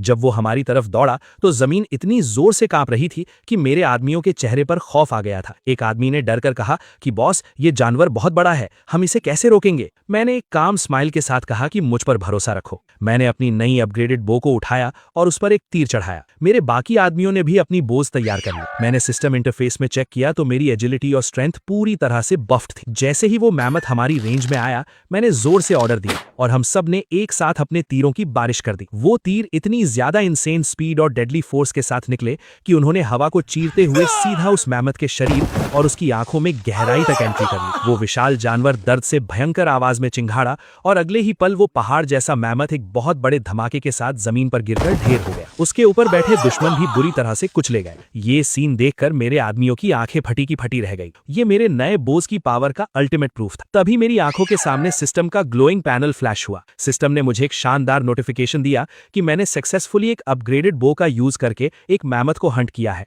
और इस अचीवमेंट के लिए सिस्टम ने मुझे पूरे 20 फ्री स्टैट्स पॉइंट्स का मैसिव रिवॉर्ड दिया। मैं अंदर से खुशी के मारे उछल रहा था। ये तो बस एक ट्रेलर था। मुझे पता था कि अगली बार मैमथ ट्राइब पूरी आर्मी के साथ आएगी और तब लड़ाई बहुत ही ज्यादा ब्रूटल होगी। मैंने अपने आदमियों को ऑर्डर दिया कि इस मरे हुए मैमथ का गोश्त और उसकी नुकीली भारी हड्डियां निकालकर बस्ती में ले चलो। ये हड्डियां हमारे वेपन्स को और भी ज्यादा डेडली बनाने के काम आएंगी। प्रॉब्लम ये थी कि मैमथ का गोश्त इतना ज्यादा भारी और ह्यूज था कि उसे उठाकर ले जाना प्रैक्टिकली इम्पॉसिबल था। मेरे आदमी परेशान थे कि इसे कैसे कैरी करें। मेरे मॉडर्न दिमाग ने तुरंत इसका भी सॉल्यूशन निकाल लिया। मैंने अपने आदमियों से कुछ लकड़ियां कटवाईं और सिस्टम की क्राफ्टिंग नॉलेज का यूज करके मैंने उस प्रिमिटिव दुनिया की सबसे पहली सिंपल वुडन कार्ट बना दिया। जैसे ही वो कार्ट तैयार हुई, सिस्टम ने फिर से फ्लैश होकर मुझे एक नई इन्वेंशन के लिए 5 फ्री स्टैट्स पॉइंट्स रिवॉर्ड कर दिए। मैं तो लिटरली पॉइंट्स की बारिश में नहा रहा था। जब हम वो भारी मैमथ का गोश्त कार्ट पर रखकर बस्ती में लाए तो सारे लोग खुशी से पागल होकर जोर जोर से चिल्लाने लगे। उनके लिए एक मैमथ को मारकर खाना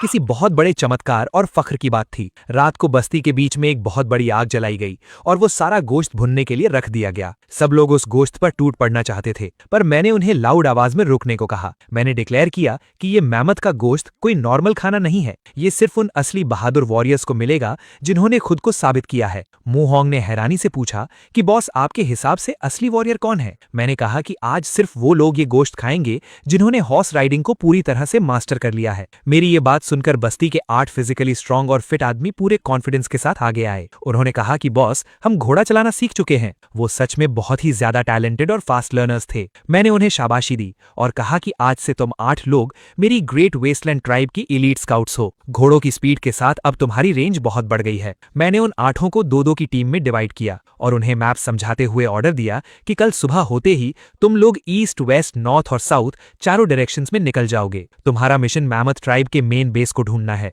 मैंने स्ट्रिक्टली कहा कि तुम्हें उनसे लड़ना नहीं है, बस उनकी लोकेशन और एनवायरनमेंट की इन्फॉर्मेशन लेकर सूरज ढलने से पहले वापस आना है। हमें एनिमी को पूरी तरह से स्टडी करना था ताकि हम अपना अल्टीमेट अटैक प्लान कर सकें।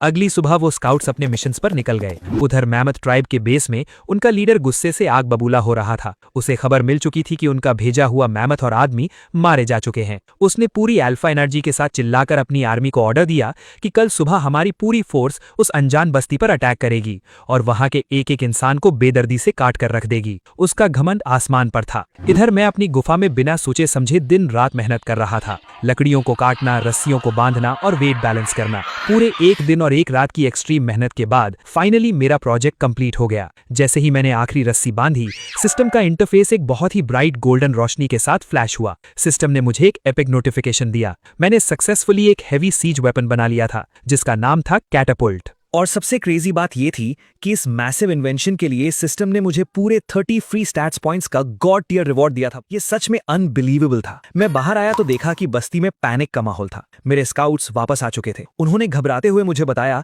कि मैमथ ट्राइब की पूरी आर्मी हमारे ऊपर हमला करने के लिए निकल चुकी है और वो लोग गिनती में 100 से भी ज्यादा हैं और उनके पास दर्जनों मैमथ्स हैं। चीफ यू और बाकी सब लोग बहुत ज्यादा डरे हुए थे। उनके हिसाब से 100 लोगों और इतने सारे मैमथ्स के सामने हमारी बस्ती बिल्कुल भी सर्वाइव नहीं कर सकती थी। मैंने मुस्कुराते हुए अपने आदमियों को ऑर्डर दिया कि मेरे उस नए वेपन को बाहर मैदान में खींच कर लाओ। जब वो विशाल वुडन ट्रेबुशे बाहर आया तो सब उसे देखकर हैरान रह गए। किसी को समझ नहीं आ रहा था कि ये लकड़ी का ढांचा क्या है। मैंने चीफ यू से कहा कि ये ट्रेबुशे हमारे दुश्मनों के मैमथ्स को दूर से ही कुचल कर रख देगा, पर मेरी नजर उन 8 स्काउट्स पर गई। मैंने नोटिस किया कि सूरज छुपने वाला था, पर ईस्ट डायरेक्शन में गए हुए 2 स्काउट्स अभी तक वापस नहीं आए थे। कुछ ही देर में वो दोनों भी बुरी हालत में भागते हुए वापस आ गए। उन्होंने आते ही मुझे माफी मांगते हुए कहा कि बॉस, हमें माफ कर दीजिए, हम लेट हो गए। मैंने उनसे पूछा कि क्या उन्हें ईस्ट डायरेक्शन में मैमथ ट्राइब का बेस मिला। उन्होंने उदास होकर कहा कि नहीं बॉस, हमें कोई एनिमी बेस नहीं मिला। उन्होंने बताया कि ईस्ट डायरेक्शन में आगे जाकर एक बहुत बड़ा दलदल है और उसके ठीक आगे एक बहुत ही गहरी खाई है। उन्होंने बताया कि उनके घोड़े उस दलदल की कीचड़ में बुरी तरह से फंस गए थे और उन्हें बाहर निकालने में उन्हें इतना टाइम लग गया। ये सुनकर मेरे दिमाग में इलेक्ट्रिसिटी सी दौड़ गई। उनके लिए ये एक यूजलेस इन्फॉर्मेशन थी, पर मेरे मॉडर्न गेमर दिमाग के लिए ये दलदल और खाई की लोकेशन किसी मास्टर स्ट्रोक से कम नहीं थी। मैंने एक बहुत ही खतरनाक स्माइल के साथ सबसे कहा कि ये दलदल हमारे लिए एक जैकपॉट है। अगर हमारे घोड़े उसमें फंस सकते हैं तो सोचो उन भारी भरकम मैमथ्स का उस कीचड़ में क्या हाल होगा। मैंने अपनी पूरी आर्मी को ऑर्डर दिया कि रात भर आराम करो, कल सुबह हम मैमथ ट्राइब का इंतजार नहीं करेंगे, बल्कि हम खुद उन पर हमला करेंगे। अगली सुबह मैं अपने सेबर टूथ टाइगर पर और मेरी कैवलरी अपने वाइल्ड हॉर्सेस पर पूरी तरह से तैयार थी। चीफ यू मेरे साथ टाइगर पर बैठी थी। वो बहुत डरी हुई थी, पर मैंने उसे एश्योरेंस दिया कि जीत हमारी ही होगी। हम लोग उस ईस्ट डायरेक्शन वाले दलदल की तरफ बढ़े। मैंने अपने 2 सबसे फास्ट घुड़सवारों को बुलाया और उन्हें अपना प्लान समझाया। मैंने उनसे कहा कि तुम दोनों आगे जाओगे और मैमथ ट्राइब की आर्मी को ढूंढोगे। जैसे ही वो तुम्हें देखें, तुम्हें उनसे लड़ना नहीं है, बल्कि उन्हें चिढ़ाते हुए भागना है और उन्हें सीधा इस दलदल की तरफ अट्रैक्ट करके लाना है। वो दोनों तुरंत अपने मिशन पर निकल गए। कुछ ही देर में जंगल के उस पार से हमें मैमथ ट्राइब की आर्मी आती हुई दिखाई दी। उनका लीडर सबसे आगे एक बहुत बड़े मैमथ पर बैठा था। मेरे दोनों स्काउट्स उनके आगे आगे अपने घोड़ों पर भाग रहे थे। मैमथ ट्राइब का लीडर हमारे घोड़ों की स्पीड देखकर पूरी तरह से फ्रस्ट्रेट हो रहा था। उसने चिल्लाकर अपने आदमियों से कहा कि ये जानवर भले ही फास्ट हैं, पर इनके पास हमारे मैमथ जैसी पावर नहीं है, इसलिए इन्हें लगातार चेस करो। वो बेवकूफ अपने घमंड में अंधे होकर सीधा मेरे बिछाए हुए जाल की तरफ आ रहे। मेरे दोनों स्काउट्स तेजी से उस दलदल वाले एरिया को पार करके सेफ जगह पर आ गए, पर मैमथ ट्राइब की भारी भरकम आर्मी जैसे ही उस दलदल वाले इलाके में घुसी, उनके जाइंट मैमथ्स के पैर उस गहरी कीचड़ में धंसने लगे। कुछ ही सेकंड्स में वो सारे मैमथ्स बुरी तरह से उस दलदल में फंसकर इमोबिलाइज हो गए। वो जितना हिलने की कोशिश करते, वो उतना ही अंदर धंसते जाते। मैमथ ट्राइब का लीडर पूरी तरह से शॉक में था। उसे समझ नहीं आ रहा था कि अचानक से ये क्या हो गया। वो जोर जोर से चिल्ला रहा था कि ये कोई जादू है। तभी मैं अपने टाइगर पर बैठकर एक ऊंचे पहाड़ पर सामने आया। मैंने अपना हाथ उठाया और अपने आदमियों को ऑर्डर दिया कि ट्रेब्यूशे को फायर फायर करो। मेरे आदमियों ने उस जायंट कैटेपुल्ट की रस्सी काट दी और एक बहुत ही विशाल और भारी पत्थर हवा में उड़ता हुआ सीधा मैमथ ट्राइब की आर्मी के बीच में जाकर गिरा। उस पत्थर के इम्पैक्ट से वहां एक बहुत बड़ा धमाका हुआ और कई दुश्मन वहीं कुचले गए। मैमथ ट्राइब का लीडर ये तबाही देखकर लिटरली सदमे में चला गया था। उसे अपनी आंखों पर विश्वास नहीं हो रहा था कि आसमान से पत्थर कैसे गिर रहे हैं। मैंने बिना टाइम वेस्ट किए अपनी कैवलरी को ऑर्डर दिया कि दुश्मनों को पीछे से घेर लो। हमारे वॉरियर्स ने अपने अपग्रेडेड बोट से दलदल में फंसे हुए दुश्मनों पर तीरों की बारिश शुरू कर दी। एनिमी आर्मी पूरी तरह से हेल्पलेस थी। उनका लीडर गुस्से में पागल होकर मेरे सामने आया और उसने मुझे चैलेंज किया। उसने कहा कि अगर मुझ में हिम्मत है तो मैं उससे 1-on-1 फाइट करूं। वो सच में एक बहुत बड़ा और मस्कुलर मॉन्स्टर था। मैंने अपने टाइगर से छलांग लगाई और सीधा उसके सामने लैंड किया। मैंने सिस्टम ओपन किया और अपनी एजिलिटी और स्ट्रेंथ को पूरी तरह से मैक्स आउट कर दिया। मैंने अपनी उस स्पेशल बोन आर्मर को पहना हुआ था जो मैंने हॉर्न्ड ड्रैगन की प्लेट से बनाई थी। उसने अपनी पूरी ताकत से अपने भारी हथियार से मुझ पर हमला किया, पर मेरी स्पीड इतनी ज्यादा इंसेन थी कि मैं इजीली उसके वार से बच गया। मैंने अपनी पूरी एनहांस्ड स्ट्रेंथ के साथ उसके चेहरे पर एक ऐसा जोरदार मुक्का मारा कि वो हवा में उड़ता हुआ सीधा उस कीचड़ में जा गिरा। एक ही मुक्के में हारते देखकर मैमथ ट्राइब के बचे हुए आदमियों की हिम्मत पूरी तरह से टूट गई। उन्होंने अपने हथियार फेंक दिए और जमीन पर घुटनों के बल बैठकर अपनी जान की भीख मांगने लगे।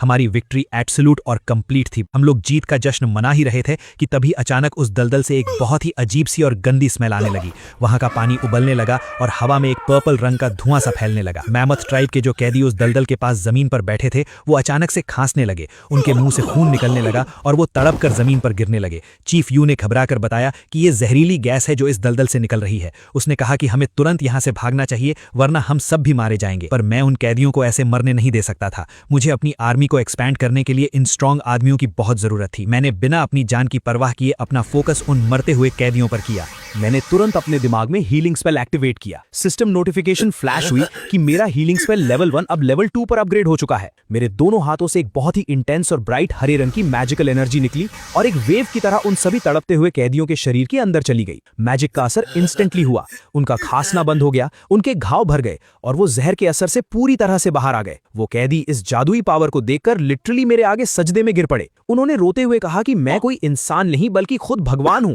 और आज से उनकी पूरी जिंदगी सिर्फ मेरी गुलामी में गुजरेगी। मैंने एक ही झटके में दुश्मनों को अपने सबसे लॉयल फॉलोअर्स में कन्वर्ट कर लिया था। पर चीफ यू अभी भी परेशान थी। उसने मेरे पास आकर कहा कि लू याओ, तुमने इन सबको बचा तो लिया है पर अब हमारी बस्ती की पॉपुलेशन एकदम से डबल हो गई है। उसने टेंशन में कहा कि हमारे पास इतना खाना नहीं है कि हम सैकड़ों लोगों का पेट रोज भर सके। शिकार भी अब धीरे धीरे कम हो रहा है। ये सच में एक बहुत बड़ा सर्वाइवल क्राइसिस था। मैंने उस गहरी क्लिफ की तरफ देखा जिसके बारे में मेरे स्काउट्स ने बताया था और मुझे हमारा नया फूड सोर्स दिख गया। पर उस चौड़ी और गहरी खाई को पार करना किसी भी प्रिमिटिव इंसान के लिए इम्पॉसिबल था। मैंने चीफ यू की तरफ देखकर एक कॉन्फिडेंट स्माइल दी और कहा कि मेरे पास इसका भी एक परफेक्ट सोल्यूशन है। मैंने तुरंत जमीन पर एक ब्लूप्रिंट ड्रॉ किया। मैंने अपने आदमियों को मजबूत जंगली बेलियों और लकड़ियां काटने का ऑर्डर दिया। मैंने अपनी पूरी वर्कफोर्स को इस मैसिव इंजीनियरिंग प्रोजेक्ट में लगा दिया। कई घंटों की मेहनत के बाद फाइनली वो शानदार लकड़ी और बेलों का पुल उस गहरी खाई के ऊपर तैयार हो गया। चीफ यू और बाकी सब लोग उस पुल को देखकर पूरी तरह से शॉक थे। उन्हें यकीन ही नहीं हो रहा था कि हम हवा में चलकर उस खाई को पार कर सकते हैं। सिस्टम स्क्रीन एक बार फिर गोल्डन रोशनी के साथ फ्लैश हुई। सिस्टम ने मुझे सक्सेसफुली वुडन ब्रिज कंस्ट्रक्ट करने पर पूरे 20 स्टैट्स पॉइंट्स का रिवॉर्ड दिया। हम सब ने सावधानी से वो ब्रिज पार किया और खाई के उस पार वाले नए इलाके में एंटर हुए। वहां का नजारा देखकर मेरी आंखें खुशी से चमक उठी। वहां एक बहुत बड़ा खुला मैदान था जो पूरी तरह से सुनहरे रंग के पौधों से भरा हुआ था। मैंने पास जाकर उन पौधों को ध्यान से देखा और सिस्टम से स्कैन किया। सिस्टम ने तुरंत फ्लैश होकर बताया कि ये धान की फसल थी। ये एक हाई यील्डिंग क्रॉप थी जो सिर्फ 30 दिन में पूरी तरह से बड़ी हो जाती थी। और सबसे माइंड ब्लोइंग बात यह थी कि इस फसल को डिस्कवर करते ही सिस्टम ने मुझे फार्मिंग स्किल लेवल 1 का रिवॉर्ड दे दिया। चीफ यू ने पूछा, ये क्या है? मैंने कहा कि ये खाना है। मैंने चीफ यू मूहोंग की तरफ देखकर बहुत ही एक्साइटमेंट के साथ कहा कि अब हमें खाने के लिए सिर्फ शिकार पर डिपेंड रहने की कोई जरूरत नहीं है। इस गोल्डन राइस की फार्मिंग करके हम अपनी बस्ती के हजारों लोगों का पेट आराम से भर सकते हैं। हम लोग उस फसल को देखकर खुश हो ही रहे थे कि मेरी नजर पास के एक पेड़ पर गई। उस पेड़ पर कुछ अजीब से नीले रंग के ग्लोइंग फल लगे हुए थे जिन पर इलेक्ट्रिसिटी जैसी व्हाइट लाइंस बनी हुई थी। मैंने उसे स्कैन किया तो सिस्टम ने बताया कि ये प्यूरिफिकेशन फ्रूट है। इसका जूस किसी भी तरह के खतरनाक जहर को इंस्टेंटली न्यूट्रलाइज कर सकता था। ये लिटरली एक मैजिकल आइटम थी। मैंने जल्दी से वो फल तोड़कर अपने पास रख लिए। तभी अचानक पास की झाड़ियों से किसी के जोर जोर से रोने और मदद मांगने की आवाजें आने लगीं। हम सब तुरंत उस तरफ भागे। वहां एक बहुत ही अजीब सा सीन था। एक बूढ़ा आदमी जमीन पर बैठा बुरी तरह से रो रहा था। उसके पास ही एक औरत और एक छोटा बच्चा बेहोश पड़े थे और उनके शरीर नीले पड़ चुके थे। उस बूढ़े आदमी ने हमें देखते ही हाथ जोड़कर गिड़गिड़ाना शुरू कर दिया। उसने कहा कि वो किसी अनजान कबीले से है और उसकी पत्नी और बेटे को एक बहुत ही खतरनाक जहरीले सांप ने काट लिया है। उसने रोते हुए कहा कि उनका जहर पूरे शरीर में फैल चुका है और अब वो दोनों बचने वाले नहीं हैं। मैंने पूरे अल्फा कॉन्फिडेंस के साथ आगे बढ़कर कहा कि किसने कहा कि तुम्हारी पत्नी और बेटा मरने वाले हैं। मेरी बात सुनकर वो बूढ़ा आदमी पूरी तरह से हैरान रह गया। उसने कांपती हुई आवाज में मुझसे पूछा कि क्या सच में उन्हें बचाया जा सकता है। मैंने कहा कि इस दुनिया में ऐसी कोई प्रॉब्लम नहीं है जिसका सोल्यूशन मेरे पास ना हो। मैंने मुहोंग को ऑर्डर दिया कि जल्दी से एक मिट्टी का बर्तन लेकर आओ। मैंने उस नीले भल को अपने हाथ में कसकर पकड़ा और निचोड़ दिया। मैंने उस बर्तन को उठाया और उस बूढ़े आदमी के बेहोश पड़े हुए बेटे और उसकी पत्नी के मुंह में वो नीला जूस धीरे धीरे डाल दिया। जैसे ही वो मैजिकल जूस उन दोनों के गले से नीचे उतरा, उनके चेहरे और नसों का वो डरावना नीला रंग धीरे धीरे गायब होने लगा और उनकी स्किन का नॉर्मल कलर वापस आने लगा। उन दोनों की सांसें नॉर्मल होने लगी और उन दोनों ने आहिस्ता से अपनी आंखें खोल दी। जहर पूरी तरह से खत्म हो चुका था। उस बूढ़े आदमी की आंखों से आंसू बहने लगे और वो चिल्लाया कि जिंदा हो गए, सच में जिंदा हो गए। उसने कहा कि इस खतरनाक जहरीले सांप के काटने के बाद तो मौत पक्की होती है, पर मैंने उन्हें बचा लिया। उसने रोते हुए मुझे एक सच्चा प्रॉफिट और मसीहा मान लिया और मेरे आगे घुटनों पर गिर गया। मैंने एक बहुत ही काम टोन में सोचा कि ये प्यूरिफिकेशन फ्रूट सच में बहुत ही ज्यादा ओवरपावर्ड आइटम है। मैंने मन ही मन सोचा कि अगर ये फल इतने खतरनाक सांप के जहर को खत्म कर सकता है तो इसका मतलब है कि वो जो जहरीली गैस वाला दलदल था, उसके शिकार हुए लोगों को भी इस फल से इजीली ट्रीट किया जा सकता है। मैंने उस बूढ़े आदमी से पूछा कि आखिर वो है कौन। उस बूढ़े आदमी ने हाथ जोड़कर मुझे बताया कि वो स्नो पाइन ट्राइब का चीफ है। उसका नाम सॉन्ग है। मैंने हैरानी से पूछा कि अगर वो एक चीफ है तो उसकी ट्राइब के लोग इतने ज्यादा कुपोषण के शिकार और कमजोर क्यों लग रहे हैं। चीफ सॉन्ग ने एक गहरी और दर्द भरी सांस ली। उसने रोते हुए मुझे बताया कि सर्दियों का मौसम बहुत ही ज्यादा बेरहम था। इस पूरी जमीन पर जानवरों का नामो निशान मिट गया था और उनके पास शिकार करने या खाना ढूंढने का कोई तरीका नहीं बचा था। उसके कबीले के लोग महीनों से भूखे थे और अब वो सब धीरे धीरे भूख से तड़प कर मर रहे थे। चीफ सॉन्ग की बातें सुनकर मुझे चीफ यू ने बताया कि अगर मैंने उस वक्त आग और मछलियां नहीं खोजी होती तो शायद मेरी ट्राइब का भी यही हाल होता। मैंने मन ही मन सोचा कि इस प्रिमिटिव एरा में बिना किसी सॉलिड सर्वाइवल स्किल के जिंदा रहना लिटरली इम्पॉसिबल था। चीफ सॉन्ग ने मेरे आगे अपने घुटने टेक दिए और गिड़गिड़ाते हुए कहा कि प्रॉफिट सर, क्या आप मेरी ट्राइब को थोड़ा सा खाना देकर हमारी मदद कर सकते हैं। उसने कहा कि वो अपने लोगों को ऐसे तड़प कर मरते हुए नहीं देख सकता। मैंने उसे बीच में ही रोक दिया। मैंने उससे कहा कि मैं तुम्हें खाना सिर्फ एक ही शर्त पर दूंगा और वो शर्त यह है कि तुम्हें अपनी पूरी स्नो पाइन ट्राइब के साथ मेरी ग्रेट वेस्टलैंड ट्राइब को ज्वाइन करना होगा। मेरी ये बात सुनकर चीफ सॉन्ग पूरी तरह से हैरान रह गया। इस प्रिमिटिव दुनिया का रूल था कि कोई भी लीडर मरने से पहले हार नहीं मानता था, पर चीफ सॉन्ग एक हारा हुआ और थका हुआ इंसान था। उसने भरे हुए गले से कहा कि मैं ऑलरेडी एक बहुत ही फेलियर चीफ हूं और आपने मेरे परिवार की जान बचाई है। उसने बिना किसी हेजिटेशन के कहा कि वो और उसकी पूरी ट्राइब मेरी गुलामी करने के लिए पूरी तरह से तैयार है। उसकी ये बात सुनकर मैंने कहा कि बहुत बढ़िया, अब मैं तुम्हारे भूखे लोगों को मरने नहीं दूंगा। चीफ यू मेरे पास आई और उसने बहुत ही टेंशन में मुझसे पूछा कि लू याओ, हम इन सबके लिए अचानक से इतना सारा खाना कहां से लाएंगे। मैंने उसे एक मिस्टीरियस लुक दिया और कहा कि खाना तो हमारे बिल्कुल सामने है। मैं उस गोल्डन राइस के खेत की तरफ मुड़ा। चीफ यू पूरी तरह से कंफ्यूज थी। मैंने उसे और बाकी लोगों को समझाया कि इस फसल को अगर हम सही तरीके से उगाएं तो हमें शिकार पर डिपेंड रहने की जरूरत ही नहीं पड़ेगी।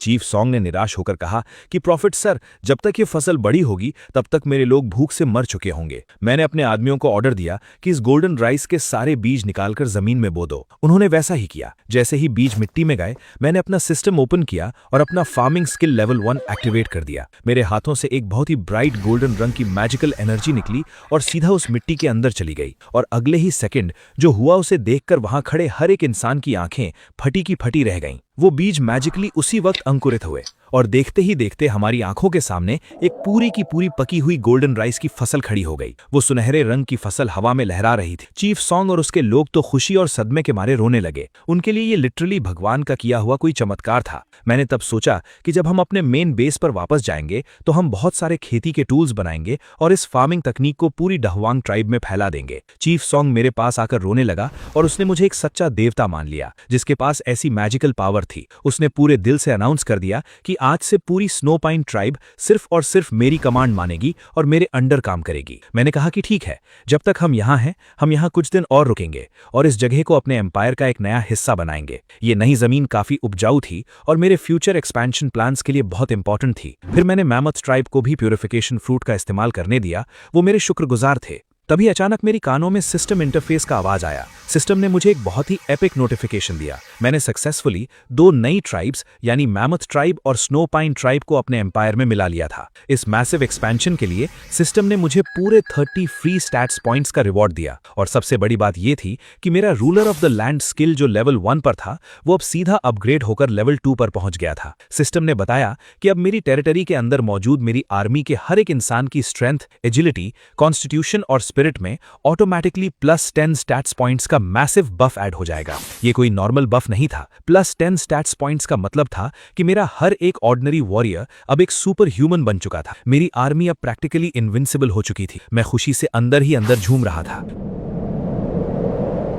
चीफ यू ने मुझसे पूछा कि लू याओ अब हमारा अगला प्लान क्या है। मैंने उस स्नो पाइन ट्राइब के इलाके को ध्यान से देखा। ये जगह बहुत ही स्ट्रेटेजिक थी और इसे हम अपने एम्पायर के एक नए आउटपोस्ट की तरह यूज कर सकते थे। मैंने चीफ यू से कहा कि हम इस जगह को ऐसे ही खुला नहीं छोड़ सकते। हमें यहाँ भी दुश्मनों और जंगली जानवरों से बचने के लिए एक मजबूत लकड़ी की दीवार बनानी होगी। चीफ यू ने तुरंत हाँ कर दी क्योंकि उन्हें अब तक दीवार बनाने का पूरा एक्सपीरियंस हो चुका था। हमने तुरंत काम शुरू कर दिया। लकड़ियां काटी गईं और बहुत ही तेजी से उस स्नो पाइन ट्राइब के चारों तरफ भी एक अभेद्य किला खड़ा हो गया। अब वो जगह पूरी तरह से सेफ थी। चीफ यू ने कहा कि अब हमें अपनी मेन सेटलमेंट वापस चलना चाहिए क्योंकि हमने यहाँ बहुत सारे रिसोर्सेज जमा कर लिए हैं। मैंने कहा कि हम सब वापस नहीं जाएंगे। अगर हमने इस जगह को खाली छोड़ दिया तो कोई और दुश्मन इस पर कब्जा कर लेगा। हमें यहाँ एक बहुत ही स्ट्रांग लीडर को छोड़ना होगा जो इस आउटपोस्ट को प्रोटेक्ट कर सके। मैंने पीछे मुड़कर देखा और शू क्यू को आवाज लगाई। शू क्यू जो कभी मेरा दुश्मन था अब मेरा सबसे लॉयल और स्ट्रांग वॉरियर बन चुका था। मैंने उसे ऑर्डर दिया कि वो अपने साथ कुछ सबसे बेहतरीन वॉरियर्स को लेकर यहीं रुकेगा और इस नए इलाके को डेवलप करेगा। मैंने उससे स्ट्रिक्टली कहा कि अगर यहाँ कोई भी खतरा आए तो वो तुरंत घोड़े पर एक मैसेंजर भेजकर मुझे अलर्ट करेगा। शू क्यू ने पूरे जोश और इज्जत के साथ अपना सिर झुकाया और मेरी कमांड को एक्सेप्ट कर ली। वो जानता था कि ये मेरे एम्पायर को एक्सपैंड करने का पहला और सबसे इंपॉर्टेंट स्टेप था। भले ही उसे मुझसे दूर रहना था पर वो मेरे मिशन के लिए अपनी जान देने को भी तैयार था। इन सारे अरेंजमेंट्स के बाद मैं चीफ यू और अपनी बाकी आर्मी के साथ अपनी मेन सेटलमेंट वापस आ गया। वहां पहुंचते ही मैंने सबसे पहले अपनी एग्रीकल्चरल रेवोल्यूशन को आगे बढ़ाया। मैंने अपने आदमियों से खेत तैयार करवाए और वो सारे गोल्डन राइस के बीज और दूसरे मैजिकल पौधे वहां बो दिए। मैंने फिर से अपना फार्मिंग स्किल यूज किया और कुछ ही सेकंड्स में हमारे पास इतना सारा अनाज आ गया कि हम उसे देखकर हैरान थे। एक आदमी ने खुशी से चिल्लाकर कहा कि ये फसल तो इतनी ज्यादा है कि हम दिन में 5 बार भी खाएं तो भी ये खत्म नहीं होगी। पर मैं इस प्रिमिटिव दुनिया के खतरों को बहुत अच्छी तरह से जानता था। यहाँ कभी भी कोई नेचुरल डिजास्टर या भयानक सर्दियां आ सकती थी। मैंने उन्हें डांटते हुए कहा कि खाने को वेस्ट करने की कोई जरूरत नहीं है। मैंने ऑर्डर दिया कि तुरंत एक बहुत बड़ा ग्रैनरी या अनाज गोदाम बनाया जाए और ये सारा एक्स्ट्रा अनाज वहां सेफ रखा जाए।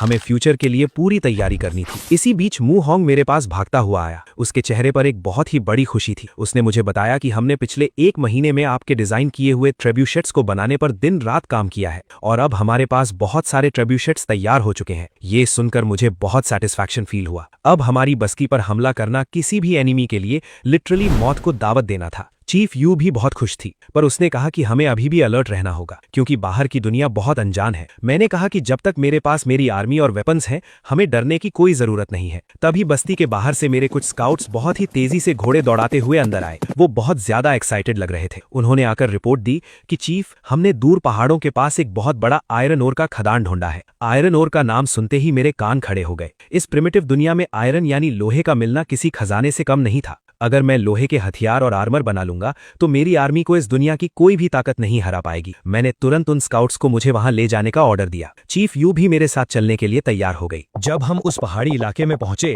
तो वहां सच में बहुत सारा प्योर आयरन ओर मौजूद था। चीफ यू उसे देखकर बहुत खुश हुई और कहने लगी कि लुयाओ, तुमने सच में हमारी किस्मत बदल दी है। पर तभी मेरे स्काउट्स ने मुझे अलर्ट किया कि हम यहाँ अकेले नहीं हैं। उन्होंने बताया कि उस खदान के पास कुछ अनजान लोग भी मौजूद हैं और ऐसा लग रहा है कि वो भी इस लोहे पर कब्जा करना चाहते हैं। मैंने दूर से नोटिस किया कि वो लोग सच में किसी अनजान ट्राइब के मेंबर्स थे। चीफ यू ने टेंशन में आकर कहा कि लुयाओ, हमारे पास अभी सिर्फ 3 लोग हैं और वो लोग गिनती में बहुत ज्यादा हैं। हमें वापस जाकर अपनी आर्मी लानी चाहिए। आर्मी की कोई जरूरत नहीं है, मेरी इंडिविजुअल स्ट्रेंथ ही काफी है। पर तभी उन दुश्मनों के बीच से एक औरत बाहर आई। उसका पूरा गेटअप बहुत ही डरावना और मिस्टीरियस था। उसने जानवरों की खाल पहनी हुई थी और उसके चेहरे पर आंखों के ठीक नीचे नीले रंग की वर्टिकल लाइंस बनी हुई थीं। सबसे अजीब बात यह थी कि उसने अपने सिर पर एक बहुत ही बड़ा और सींगों वाला किसी जानवर का कंकाल या स्कल पहना हुआ था। वो दिखने में किसी चुड़ैल या विच जैसी लग रही थी। उसने हमें देखकर बहुत ही घमंड से कहा कि तुम लोग कौन हो जो मेरी शैन नवी ट्राइब के खजाने पर नजर डाल रहे हो। उसने कहा कि अगर तुम अपनी जान बचाना चाहते हो तो यहाँ से भाग जाओ, क्योंकि मैं अकेले ही तुम सबको खत्म करने के लिए काफी हूँ। मेरे स्काउट्स को उसकी ये बात सुनकर बहुत गुस्सा आया। उन्होंने कहा कि तुम जैसी औरत हमारा क्या बिगाड़ लेगी। पर उस शैन नवी नाम की औरत के चेहरे पर एक बहुत ही भयानक और कॉन्फिडेंट स्माइल थी। उसने कहा कि मैं कोई नॉर्मल इंसान नहीं हूँ, मैं भगवान की भेजी हुई एक शैन नवी या गॉडेस हूँ और मेरे पास इंसानों के दिमाग को कंट्रोल करने की जादुई पावर है। उसने अपना वो सींगों वाला स्कल हमारी तरफ किया। अचानक उस स्कल की आंखों में से एक बहुत ही डार्क और पर्पल रंग की मैजिकल एनर्जी निकली। उस एनर्जी ने मेरे दोनों स्काउट्स और चीफ यू को इंस्टेंटली हिट किया। ये कोई मजाक नहीं था, वो मैजिकल एनर्जी सच में माइंड कंट्रोल का काम कर रही थी। मेरे स्काउट की आंखें एकदम से ब्लैंक हो गईं और उनके चेहरे के एक्सप्रेशंस पूरी तरह से गायब हो गए। वो तीनों किसी ज़ॉम्बी की तरह उस शैन नवी औरत के सामने घुटनों के बल बैठ गए।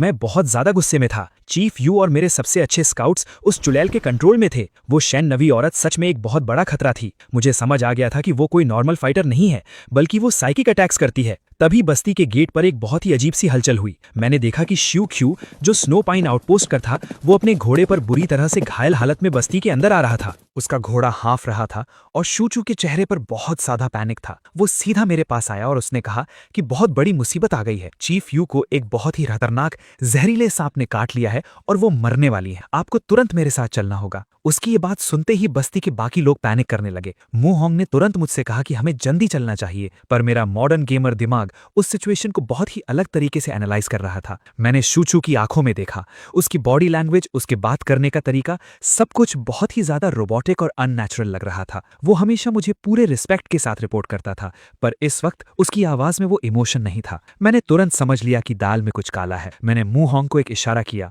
मू होंग मेरे इशारे को समझ गया। मैंने अचानक से शूचू को पकड़ा और उसे जमीन पर पटक दिया। मैंने मू होंग से कहा कि जल्दी से वो नीला प्यूरिफिकेशन फ्रूट लेकर आओ। मू होंग भागकर वो फल ले आया। मैंने उस फल को निचोड़कर उसका जूस फोर्सफुली शूचू के मुंह में डाल दिया। जैसे ही वो मैजिकल जूस उसके शरीर में गया, शूचू की आंखें जो पहले ब्लैंक थी वो अचानक से नॉर्मल हो गईं। उसने एक लंबी सांस ली और खांसते हुए उठा। उसने हैरानी से मुझे देखा और पूछा कि वो यहाँ कैसे आ गया। मैंने उससे सख्ती से पूछा कि मुझे सच सच बताओ कि स्नो पाइन आउटपोस्ट पर क्या हुआ है। शूचू ने अपना सर पकड़ते हुए कहा कि मुझे कुछ याद नहीं है, बस इतना याद है कि एक बहुत ही अजीब सी औरत जिसके सर पर एक कंकाल था वो हमारे कैंप में आई थी और उसके बाद मेरे दिमाग में अंधेरा छा गया। ये सुनते ही मेरा शक यकीन में बदल गया। वो शन्नवी औरत ने चीफ यू को पकड़ने के बाद सीधा स्नो पाइन आउटपोस्ट पर हमला किया था और वहां मौजूद मेरे सारे आदमियों को अपने माइंड कंट्रोल से गुलाम बना लिया था। उसने शूचू को जानबूझकर मेरे पास भेजा था ताकि वो मुझे झूठ बोलकर किसी ट्रैप में फंसा सके। ये कोई नॉर्मल लड़ाई नहीं थी, ये एक साइकिक वॉर थी। मुझे पता था कि अगर मुझे उस औरत को हराना है तो मुझे फिजिकल स्ट्रेंथ की नहीं बल्कि मेंटल पावर की जरूरत है। मैंने अपना सिस्टम इंटरफेस ओपन किया। मेरे पास जितने भी फ्री स्टार्ट्स पॉइंट्स अवेलेबल थे, मैंने बिना एक भी पॉइंट बचाए वो सारे के सारे पॉइंट्स डायरेक्टली अपनी स्पिरिट एट्रीब्यूट में एलोकेट कर दिए। जैसे ही मैंने पॉइंट्स एलोकेट किए, मेरे दिमाग में एक बहुत ही भयंकर धमाका सा हुआ। मुझे ऐसा लगा जैसे मेरी मेंटल क्लैरिटी और फोकस 1000 गुना बढ़ गया है। मेरे आसपास की हर एक डिटेल मुझे बिल्कुल क्रिस्टल क्लियर दिखाई दे रही थी। मेरी स्पिरिट पावर अब पूरी तरह से मैक्स आउट हो चुकी थी। अब मैं किसी भी माइंड कंट्रोल मैजिक को इजीली ब्रेक कर सकता था। मैंने मू होंग को बस्ती की सिक्योरिटी का ऑर्डर दिया और अकेले ही अपने सेबर टूथ टाइगर पर बैठकर उस शन्नवी औरत के कैंप की तरफ निकल पड़ा। जब मैं उसके कैंप में पहुंचा तो मैंने देखा कि मेरे सारे आदमी और चीफ यू उस औरत के सामने गुलामों की तरह खड़े थे। वो शन्नवी औरत मुझे देखकर बहुत जोर से हंसी। उसने कहा कि तुम सच में बहुत बेवकूफ हो जो खुद चलकर मेरी मौत के जाल में आ गए। उसने कहा कि अब मैं तुम्हें भी अपना गुलाम बना लूंगी। उसने अपना वो कंकाल वाला स्कल मेरी तरफ किया और अपनी पूरी ताकत के साथ वो डरावनी पर्पल एनर्जी मेरे ऊपर फायर कर दी। वो मैजिकल एनर्जी किसी काले धुएं की तरह मेरे पास आई और मेरे दिमाग में घुसने की कोशिश करने लगी, पर मेरा स्पिरिट लेवल अब नॉर्मल नहीं था। जैसे ही वो एनर्जी मेरे दिमाग से टकराई, वो कांच की तरह टूटकर बिखर गई। मेरे मैक्स्ड आउट स्पिरिट स्टैट्स ने उसके माइंड कंट्रोल को पूरी तरह से नलिफाई कर दिया था। वो औरत ये देखकर पूरी तरह से सदमे में चली गई। उसकी आंखें फटी की फटी रह गईं। उसे यकीन नहीं हो रहा था कि कोई इंसान उसके इस अल्टीमेट मैजिक मैजिक को कैसे रेजिस्ट कर सकता है। उसने घबराकर अपने आदमियों को ऑर्डर दिया कि मुझे पकड़ें, पर इससे पहले कि कोई कुछ कर पाता मैंने अपनी इनसेन एजिलिटी का यूज किया और सीधा उसके सामने पहुंच गया। मैंने एक ही झटके में उसे जमीन पर पटक दिया और अपनी बोन नाइफ उसकी गर्दन पर रख दी। मैंने बहुत ही खतरनाक आवाज में उससे कहा कि तुम्हारा ये घटिया जादू मेरे सामने काम नहीं करेगा। मैंने कहा कि अब अपनी इस बकवास को बंद करो और चीफ यू को आजाद करो। वो शेन नवी औरत डर के मारे कांपने लगी। उसका सारा घमंड टूट चुका था। उसने अपनी जादुई पावर वापस ले ली और चीफ यू के साथ साथ मेरे सारे आदमियों का माइंड कंट्रोल टूट गया। चीफ यू होश में आई और मुझे वहां देखकर बहुत खुश हुई। मैंने उस शेन नवी औरत को कसकर पकड़ा हुआ था। मैंने उससे पूछा कि आखिर वो ये सब क्यों कर रही है। उस औरत ने मेरी आंखों में देखा और अचानक वो फूट फूट कर रोने लगी। उसने कहा कि तुम मुझे मार दो, पर तुम ये नहीं जानते कि हम सबके ऊपर कितनी बड़ी तबाही आने वाली है। उसने कहा कि वो दूसरे कबीलों को इसलिए गुलाम बना रही थी ताकि वो एक बहुत बड़ी आर्मी खड़ी कर सके। मैंने उससे पूछा कि उसे किस आर्मी से लड़ना है। उसने कांपती हुई आवाज में बताया कि इस कॉन्टिनेंट के नॉर्थ में एक बहुत ही विशाल और खूंखार कबीला है जिसका नाम मोची या डीमन टूथ ट्राइब है। उसने बताया कि उस ट्राइब में 1000 से भी ज्यादा खूंखार वॉरियर्स हैं और उनका लीडर शऊ एक बहुत ही दरिंदा और जालिम इंसान है। वो लोग सिर्फ खून बहाना और औरतों को लूटना जानते हैं। शेन नवी ने बताया कि शाऊ ने उसके कबीले को पूरी तरह से तबाह कर दिया था और उसे धमकी दी थी कि अगर उसने खुद को उसके हवाले नहीं किया तो वो इस पूरे इलाके को खत्म कर देगा। उसने कहा कि डीमन टूथ ट्राइब अब इस तरफ ही बढ़ रही है और कोई भी उन्हें नहीं रोक सकता। ये इन्फॉर्मेशन सच में बहुत ही ज्यादा सीरियस थी। 1000 से ज्यादा वॉरियर्स की आर्मी का मतलब था टोटल डिस्ट्रक्शन। चीफ यू ये सुनकर पूरी तरह से पैनिक में आ गई, पर मैं कोई नॉर्मल प्रिमिटिव लीडर नहीं था।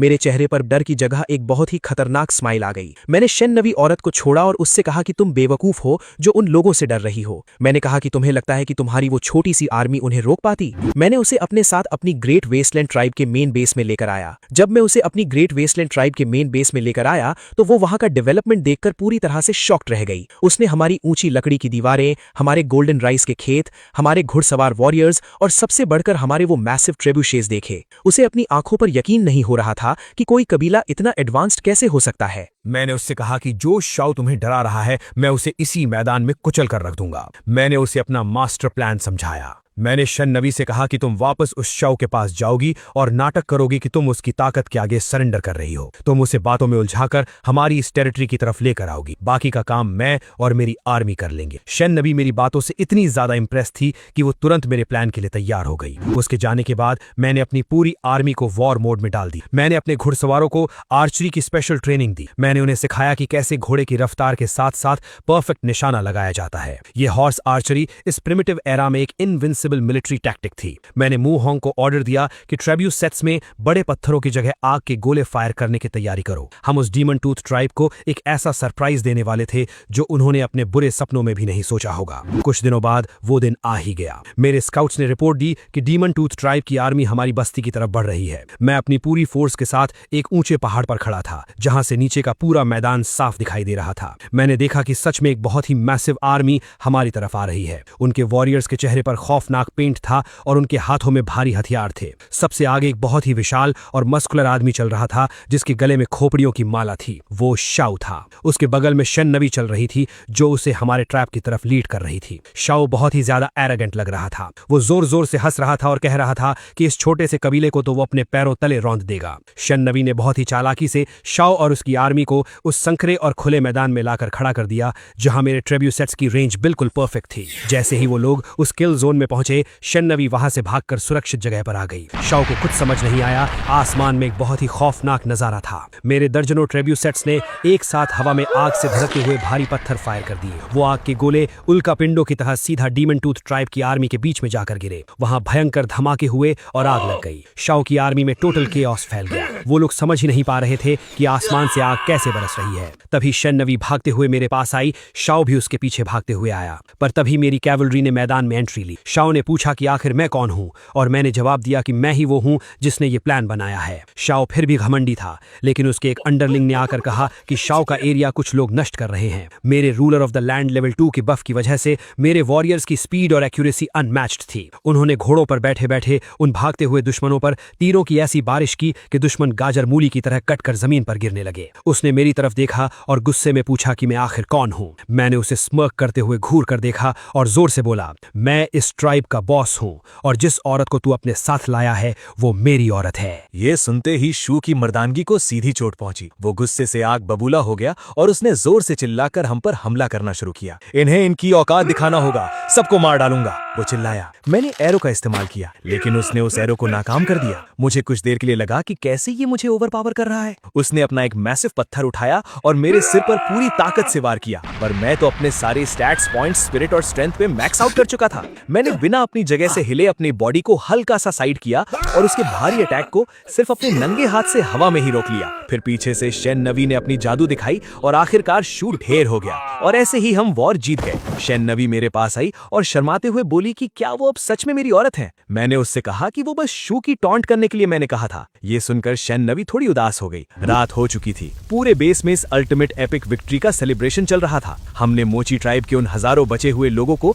अपने ट्राइब में मिला लिया था और अब हमारी वर्कफोर्स पहले से भी दोगुनी हो चुकी थी। लेकिन उसके बाद भी मू होंग शू क्यू के साथ काम पे निकल पड़ा। चीफ यू चलकर मेरे पास आई। उसने बहुत ही सॉफ्ट और इमोशनल आवाज में बोली कि लू याओ, मुझे अभी भी सब सपना लग रहा है। मैंने एक बहुत ही सुकून वाली स्माइल दी। मैंने उससे कॉन्फिडेंटली कहा कि चीफ यू, ये तो बस एक छोटी सी शुरुआत है। आगे आगे देखो, मैं इस पूरी दुनिया को कंप्लीटली कॉन्कर कर लूंगा और मेरे राज में मेरी औकात और पावर्स बस इन्फिनिटली बढ़ती जाएंगी। उसने मुझे याद दिलाया कि कैसे कुछ महीने पहले वो लोग एक ठंडी और डार्क गुफा में भूख और ठंड से मरने वाले थे। उनके पास जीने की कोई उम्मीद नहीं थी और अब मेरी वजह से वो इस पूरी प्रिमिटिव दुनिया के सबसे ताकतवर और सबसे सेफ एम्पायर हैं। चीफ यू भी मेरे और पास आई और उसने मेरा हाथ पकड़ लिया।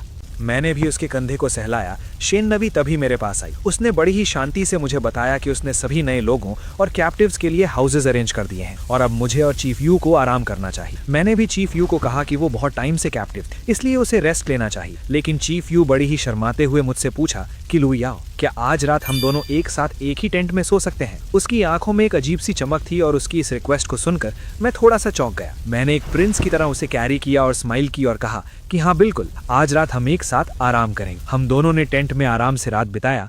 उसके बाद अचानक मेरे सामने हवा में सिस्टम का गोल्डन पैनल फ्लैश हुआ। उस पैनल पर लिखा था कि मैंने सक्सेसफुली ब्लड लाइन इनहेरिटेंस का माइलस्टोन कंप्लीट कर लिया है और इस मैसिव अचीवमेंट के लिए सिस्टम ने मुझे सीधे 30 फ्री स्टैट्स पॉइंट्स का इनसेन रिवॉर्ड दिया है। ये पॉइंट्स देखकर मेरी आंखें फटी की फटी रह गई। मैं मन ही मन सोचने लगा कि सिस्टम इतनी आसानी से इतने सारे पॉइंट्स कैसे दे सकता है। क्या इसका मतलब ये है कि इस प्रिमिटिव वर्ल्ड में मुझे अपना एम्पायर बढ़ाने के साथ साथ अपनी ब्लड लाइन को आगे बढ़ाने पर भी फोकस करना चाहिए? क्या मुझे सच में अपनी ब्रांचेस को एक्सपैंड करना चाहिए? मैंने अपने दिमाग में चल रहे इन सब अजीब ख्यालों को झटक दिया और डिसाइड किया कि अभी के लिए बस आराम करना ही बेस्ट होगा। अगली सुबह जब मैं बाहर आया तो शेन नवी अपना सामान बांधकर खड़ी थी। मैंने उसके पास जाकर उससे पूछा कि क्या वो अपने शेन नवी ट्राइब को मेरे दाहुंग ट्राइब के साथ कंप्लीटली मर्ज करने के बारे में सोच रही है। मैंने उससे ऑफर दिया कि अगर वो हमारे साथ जुड़ेगी तो उसके लोगों को कभी भुखमरी का सामना नहीं करना पड़ेगा। उसने मेरी आंखों में देखते हुए कहा कि अब जबकि मैंने उस हैवान शो को मारकर इस पूरे कॉन्टिनेंट को सेव कर दिया है तो वो अकेले ही अपने ट्राइब को लीड करेगी और अपने लोगों को इतना एडवांस बनाएगी कि वो दाहुंग ट्राइब को पीछे छोड़ देगी। लेकिन फिर भी उसने थोड़ी सी स्माइल की और मुझे थैंक यू कहा। उसने मुझे उस गोल्डन राइस की सीड्स और उस मैसिव आयरन माइन का कंट्रोल देने के लिए शुक्रिया अदा किया। उसके इस कॉन्फिडेंस को देखकर मुझे सच में बहुत अच्छा फील हुआ। फिर हम अपने ट्राइब पर लौट आए। चीफ यू मेरे पास आई और उसने मुझे बताया कि लू याओ, अब हमारे ट्राइब में लोगों की गिनती बहुत ज्यादा बढ़ चुकी है और हमारा ये पुराना बेस इन सबको संभालने के लिए काफी नहीं है। मैंने उसकी बात से अग्री करते हुए कहा कि तुम बिल्कुल ठीक कह रही, हमारी पॉपुलेशन अब लिटरली एक्सप्लोड हो चुकी है और अब टाइम आ गया है कि हम अपनी टेरिटरी को एक मैसिव लेवल पर एक्सपैंड करें। मैंने उसे समझाया कि अब हम सिर्फ घास फूस के टेंट्स और छोटी लकड़ी की वॉल्स पर डिपेंड नहीं कर सकते। मुझे इस प्रिमिटिव वर्ल्ड को कंप्लीटली चेंज करना था। मैंने तुरंत अपने सबसे स्ट्रॉन्ग वर्कर्स को इकट्ठा किया और एक नया प्रोजेक्ट शुरू कर दिया। मैंने लकड़ियों और जानवरों की खाल का यूज करके एक बड़ा सा एयर ब्लोअर यानी बेलोस तैयार किया। जब मू होंग और बाकी लोगों ने इस अजीब से वुडन बॉक्स को देखा तो वो कंप्लीटली कंफ्यूज थे। उन्हें समझ नहीं आ रहा था कि मैं क्या कर रहा हूँ। मैंने उन्हें समझाया कि ये बेलोस है। मैंने उन्हें बताया कि आग को एक एक्सट्रीम टेम्परेचर तक ले जाने के लिए सिर्फ लकड़ी जलाना काफी नहीं होता, बल्कि उसमें लगातार और फोर्स के साथ हवा पंप करनी पड़ती है। तभी हमारा फर्नेस उस लेवल तक पहुंचेगा जहां हम आयन को पिघला सके। मैंने सबको ये काम सिखाने का डिसीजन लिया। मैंने अपने हाथों से उस बेलोस के हैंडल को पुश और पुल करना शुरू किया। जैसे जैसे हवा फर्नेस के अंदर जाती, आग की लपटें भयंकर रूप लेने लगी। कुछ ही देर में उस फर्नेस के नीचे से बिल्कुल प्योर और चमकता हुआ लिक्विड आयन बाहर निकलने लगा। ये देखकर वहां खड़े हर एक डाहुआंग वॉरियर की आंखें हैरानी से फटी रह गईं। उन्होंने जिंदगी में कभी इतना ग्लोइंग और लिक्विड मेटल नहीं देखा था। पर मेरा प्लान सिर्फ आयन तक लिमिटेड नहीं था। मैंने उन्हें मिट्टी के सांचे दिखाए और उन्हें बताया कि हम इस आग का यूज करके सिर्फ आयन ही नहीं बल्कि मिट्टी को पकाकर मजबूत ब्रिक्स भी बनाएंगे। मैंने उन्हें समझाया कि ये ब्रिक्स हमारी नई हाउसेज और एक इम्पेनेट्रेबल फोर्ट्रेस वॉल बनाने के काम आएंगे। चीफ यू और मू होंग पूरी तरह से अमेज्ड हो गए थे, इसलिए मैंने उन्हें मेरा प्लान समझाया। पर इतने बड़े एम्पायर को स्मूथली और बिना किसी प्रॉब्लम के चलाने के लिए मुझे एक बहुत ही प्रॉपर और स्ट्रिक्ट सिस्टम चाहिए था। मैंने अपनी पूरी पॉपुलेशन को एक बहुत ही बड़े मैदान में बुलाया। मैंने एक बहुत ही अल्फा और कमांडिंग वॉइस में सबके सामने अनाउंस किया कि आज से हमारी ट्राइब के काम करने का तरीका पूरी तरह से बदल जाएगा। मैंने हजारों लोगों को उनकी स्ट्रेंथ और स्किल्स के हिसाब से अलग अलग स्पेसिफिक टीम्स में डिवाइड कर दिया। मैंने एक टीम को सिर्फ गैदरिंग का काम दिया, जिनका मिशन था जंगलों के बहुत अंदर तक जाना और वहां से फल, लकड़ियां और काम की जड़ी बूटियां लाना। दूसरी टीम को मैंने हंटिंग और स्काउटिंग का काम दिया, जो हमारे लिए गोश्त लाएंगे और दुश्मनों पर नजर रखेंगे। तीसरी टीम को मैंने फार्मिंग में लगा दिया, ताकि हमारी गोल्डन राइस की फसल हमेशा हरी भरी रहे और कोई भूखा ना सोए। चौथी टीम को मैंने माइनिंग और आयरन स्मेल्टिंग का भारी काम सौंपा और आखिरी टीम को मैंने कंस्ट्रक्शन का काम दिया, जो नए घर और रास्ते बनाएंगे। इस डिवीजन ऑफ लेबर की वजह से हमारी ट्राइब की एफिशिएंसी लिटरली 1000 गुना बढ़ गई थी। हर कोई अपना काम पूरी ईमानदारी से कर रहा था। पर मेरे दिमाग में एक और बहुत बड़ी प्रॉब्लम चल रही थी, जो फिजिकल नहीं बल्कि मेंटल थी। मैं अपनी झोपड़ी के बाहर आराम से बैठा हुआ था और मेरे हाथ में एक जली हुई काली पत्थर थी। मैं उस पत्थर से एक बहुत बड़े पत्थर पर कुछ अजीब से निशान बना रहा था। चीफ यू मेरे पास आई और उसने बहुत ही हैरानी से मेरी तरफ देखकर पूछा कि लू याओ, तुम ये क्या कर रहे हो और ये आड़ी टेढ़ी लकीरें क्या है? मैंने उस पत्थर पर बने हुए निशान की तरफ इशारा करते हुए उसे बताया कि ये कोई मामूली लकीरें नहीं है चीफ यू। मैंने उसे एक्सप्लेन किया कि इंसान की मेमोरी बहुत लिमिटेड होती है और वो चीजें भूल जाता है, पर अगर हम अपनी नॉलेज और इन्फॉर्मेशन को सिंबल्स के फॉर्म में पत्थरों या खालों पर लिख लें तो वो हमेशा के लिए सेफ हो जाएगी और आने वाली जनरेशंस तक इजीली पहुंचेगी। फॉर एग्जाम्पल, मैंने कहा कि ये एक वर्ड है जिसका मतलब है फायर। मैंने कहा कि इसे राइटिंग कहते हैं और ये सिविलाइजेशन की सबसे बड़ी और सबसे पावरफुल निशानी है। चीफ यू मेरी इस बात से इतनी ज्यादा इंप्रेस हुई, तभी मैंने ऐलान किया कि मैं इस समझ को आयरन एज में लीड करूंगा। बाद में मैं कबीले की तरफ लौटा। मू होंग मेरे पास भागता हुआ आया और उसने बहुत ही शानदार लोहे की कुल्हाड़ी और एक बहुत ही शार्प लोहे की तलवार बनाया था। उसने पूरे जोश के साथ मुझे वो वेपन्स दिखाए और कहा कि बॉस, हमारे ब्लैकस्मिथ्स ने फाइनली लोहे के प्रॉपर वेपन्स और फार्मिंग टूल्स भारी मात्रा में बना लिए हैं। मैंने उन हथियारों को अपने हाथ में लेकर बहुत ही ध्यान से चेक किया। वो सच में बहुत ही ज्यादा शार्प, डेडली और वेल बैलेंस थे। मैंने तुरंत ऑर्डर दिया कि ये नए लोहे के हथियार सबसे पहले उन वॉरियर्स को दिए जाएं जिन्होंने पिछली जंगों में सबसे बेहतरीन परफॉर्मेंस दी है। ये देखकर बस्ती के बाकी आदमियों में एक अलग ही लेवल का मोटिवेशन और जलन आ गई। वो सब भी अब ज्यादा मेहनत करने लगे ताकि उन्हें भी वो चमक चमाते हुए लोहे के वेपन्स मिल सके। पर मू होंग ने मुझे एक बहुत ही बुरी खबर भी दी। उसने परेशान होकर कहा कि बॉस, हमारी आयरन ओर की खदान ऑलमोस्ट पूरी तरह से खाली हो चुकी है और अब हमारे पास नए वेपन्स बनाने के लिए लोहा बिल्कुल भी नहीं बचा है। ये सुनकर मैं थोड़ा सीरियस हो गया। इतने बड़े एम्पायर के लिए सिर्फ एक खदान काफी नहीं थी, मुझे और रिसोर्सेज चाहिए थे और वो रिसोर्सेज इस जमीन पर नहीं थे। मैंने अपनी आंखों में एक बहुत ही वाइल्ड और एडवेंचरस चमक के साथ विशाल समुद्र की तरफ देखा, जो हमारी बस्ती से कुछ ही दूरी पर था। मैंने मू होंग से कहा कि लोहा यहां खत्म हुआ है, पूरी दुनिया में नहीं। मैंने उसे एक बहुत ही मैसिव वुडन शिप का ब्लूप्रिंट दिखाया जो मैंने खुद डिजाइन किया था। वो ब्लूप्रिंट देखकर चीफ यू का मुंह खुला का खुला रह गया। उसने अपनी पूरी जिंदगी में कभी सपने में भी इतनी बड़ी नाव नहीं देखी थी। मैंने उसे बहुत ही टेक्निकल तरीके से एक्सप्लेन किया कि हम एक ऐसा जायंट शिप बनाएंगे जो समंदर की भयंकर लहरों और तूफानों को आसानी से चीरते हुए आगे बढ़ सके। मैंने कहा कि हम समंदर के पार जाएंगे और दूसरे अनजान आइलैंड्स पर रहने वाले कबीलों से ट्रेड करेंगे। चीफ यू समंदर का नाम सुनते ही डरते हुए कहा कि लू याओ,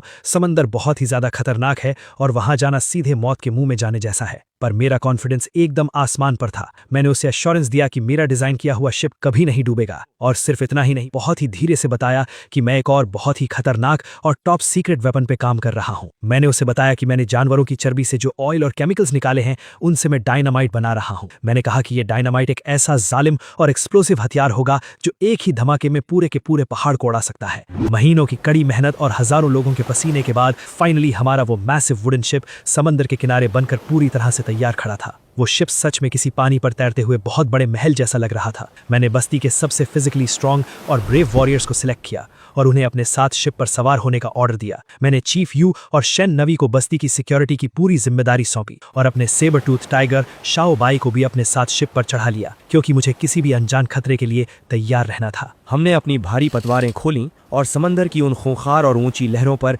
अपनी एपिक जर्नी शुरू कर दी। हवा बहुत तेज थी और समंदर का नमकीन पानी हमारे चेहरों पर बहुत जोरों से टकरा रहा था। मेरे वॉरियर्स शुरुआत में पानी को देखकर थोड़े डरे हुए थे, पर धीरे धीरे उन्हें इस सफर में मजा आने लगा। कई दिनों की लगातार सेलिंग के बाद फाइनली हमारे शिप के टॉप पर बैठे हुए स्काउट्स ने जोर से चिल्लाकर अलर्ट किया कि उन्हें सामने एक आइलैंड दिखाई दे रहा है। मैंने तुरंत शिप को उस आइलैंड के किनारे लगाने का ऑर्डर दी। जैसे ही हम उस आइलैंड पर उतरे, वहां के लोकल प्रिमिटिव लोग अपने पत्थर के भालों और तीरों के साथ हमारे सामने आ गए। वो लोग बहुत ही ज्यादा अग्रेसिव और डरे हुए लग रहे थे। उनका लीडर आगे आया और उसने गुस्से में चिल्लाकर अपनी अजीब सी भाषा में पूछा कि हम लोग कौन हैं और उनके आइलैंड पर क्या करने आए हैं। उसने धमकी दी कि अगर हम एक कदम भी आगे बढ़े तो वो हमें वहीं मार देंगे। मेरे वॉरियर्स भी लड़ने के लिए तुरंत तैयार हो गए, पर मैंने उन्हें रुकने का इशारा किया। मुझे यहाँ खून नहीं बहाना था, मुझे ट्रेड करना था और अपना दिमाग यूज करना था। मैंने अपने आदमियों से वो खूबसूरत मिट्टी के बने हुए क्ले पॉट्स मंगवाए जो हमने बनाए थे। मैंने उस लीडर को वो बर्तन दिखाए और पूरे कॉन्फिडेंस के साथ कहा कि हम दुश्मन नहीं हैं।